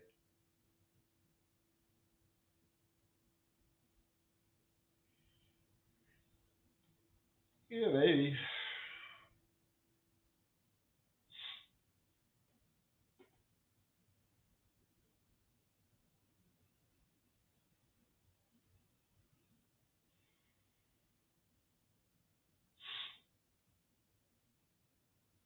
I, I, one thing we agree on, John, is the 9 seems to be completely whack. The way that 9 to 5 seems to be completely crazy to me. Yaudacity. I mean, I think it's nuts.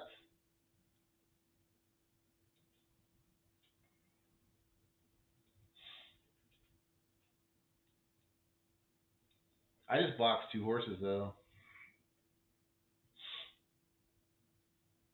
I bet them both to win also, 4 and 5.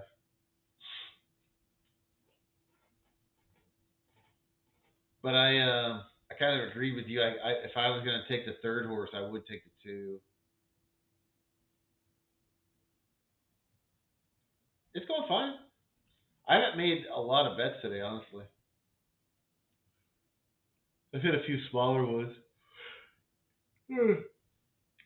Nothing giant yet.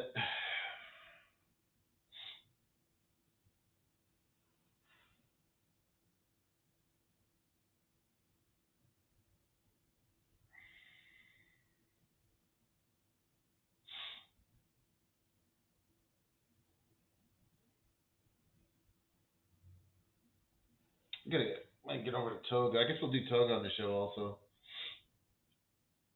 I was gonna make Colonial my last one, but the way Colonial's delaying, I gotta get into I gotta look at Toga right now.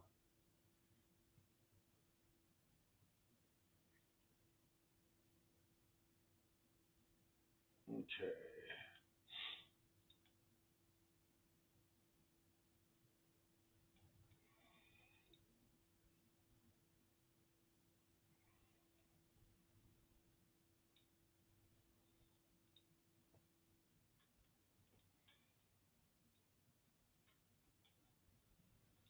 Oh yeah, this is that 2-year-old on the turf race at Toga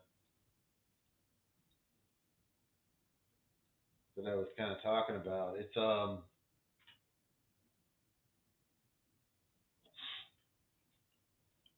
should be chaos. Hopefully.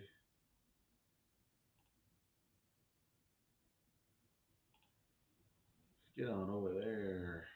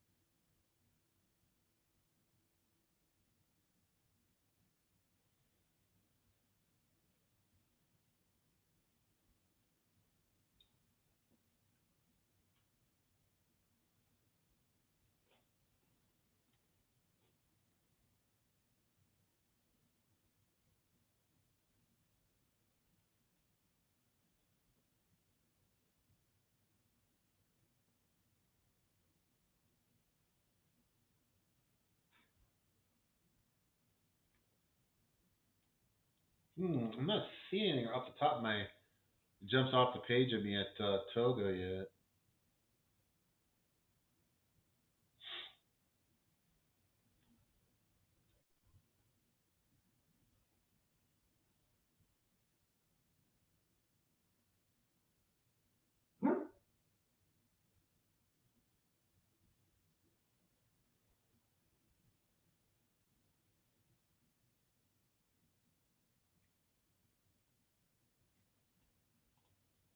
They're still waiting at Colonial, huh? What are they waiting for? Just circling around and around. Oh, we got a scratch at Saratoga. The 12 horse and the runner is 12's out at Saratoga race 8.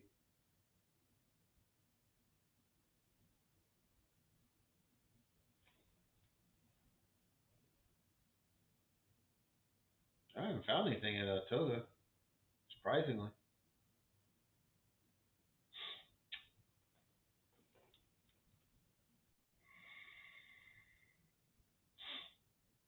It's kind of one of those days. I just haven't found a lot I like.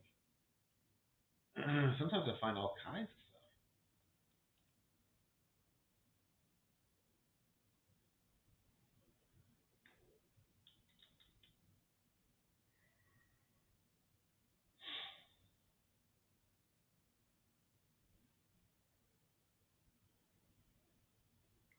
I hope they hold up this race a little bit at Toga. Honestly, just a little bit, a little bit, a little bit.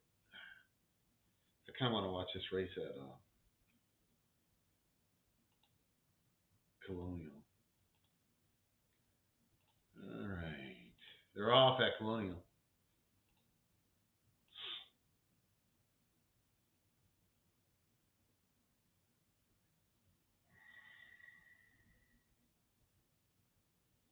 I do kind of like the 11 at Toga though.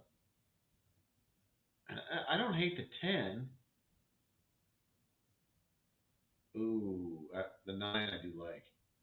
So like I'm on a 9, 10, 11. It's probably that 9, 11, 10 in that order. 9, 10, 11 in that order at Toga.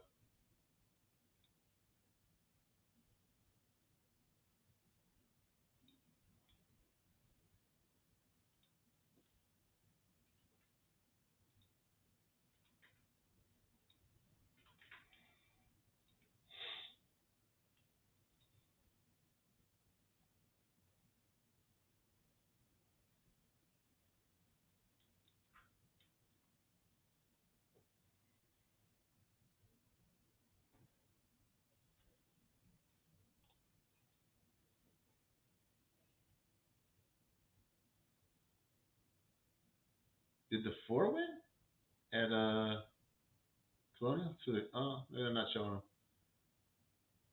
Well, 4. Looks like the 4 won. Kind of watching the replay. Yeah, 4 got there. So there's a winner. 5-1 shot.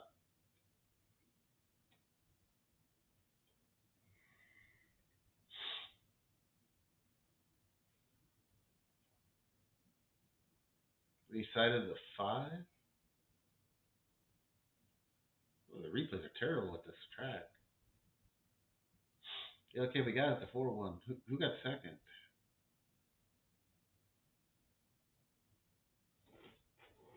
All right, they're off at Saratoga. Ooh, 4-3. Dang.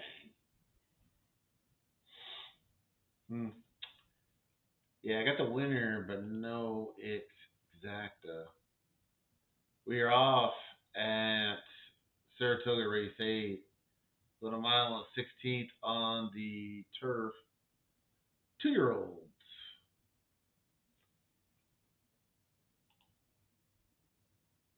2-year-olds. The babies. I ended up taking the 9, 10, 11. That took a while to get to those numbers. If you were watching the show, it took a long while.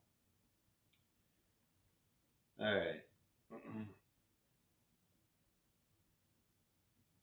They're bunching up here. You got the 2, 5, and 10 and 4 right up there. And then here comes some horses from behind. I can't quite see all these numbers. 2's still there, though. 4's coming up the rail. Here comes 11. With a 2's the chalk. Come on, 11, get by him. Ooh, I don't know. Did 11 get there? This is awful close. Well, they ended up betting down the 4 or 11, didn't they? The 9's right there, too, huh?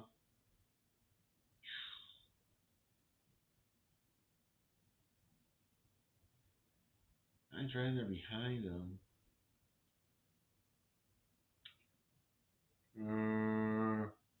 Yeah, I don't think the 9 had a lot of excuses, actually. I don't know. This is, ooh. Yeah, I would say probably inside, unfortunately. I think the 4 got it. I think it was 411. That's what it looked like to me. All right, well that's all I got for today. Be back next Saturday. Gilly, I believe, will be here tomorrow. I do believe he was back last Sunday. I saw a little bit of it. Um, but thanks for coming in, Dennis Garcia, pulling boats. John Kopp, I said that. Don Johnson. Let's see who else was in the chat. Bruce, the regulars. Of course, Fat Wally. Appreciate Fat Wally for coming on the show. A little technical difficulties, I think, with his laptop. Get that figured out and be back hopefully next week. I would love to have Wally on next week. John Egan was in here earlier.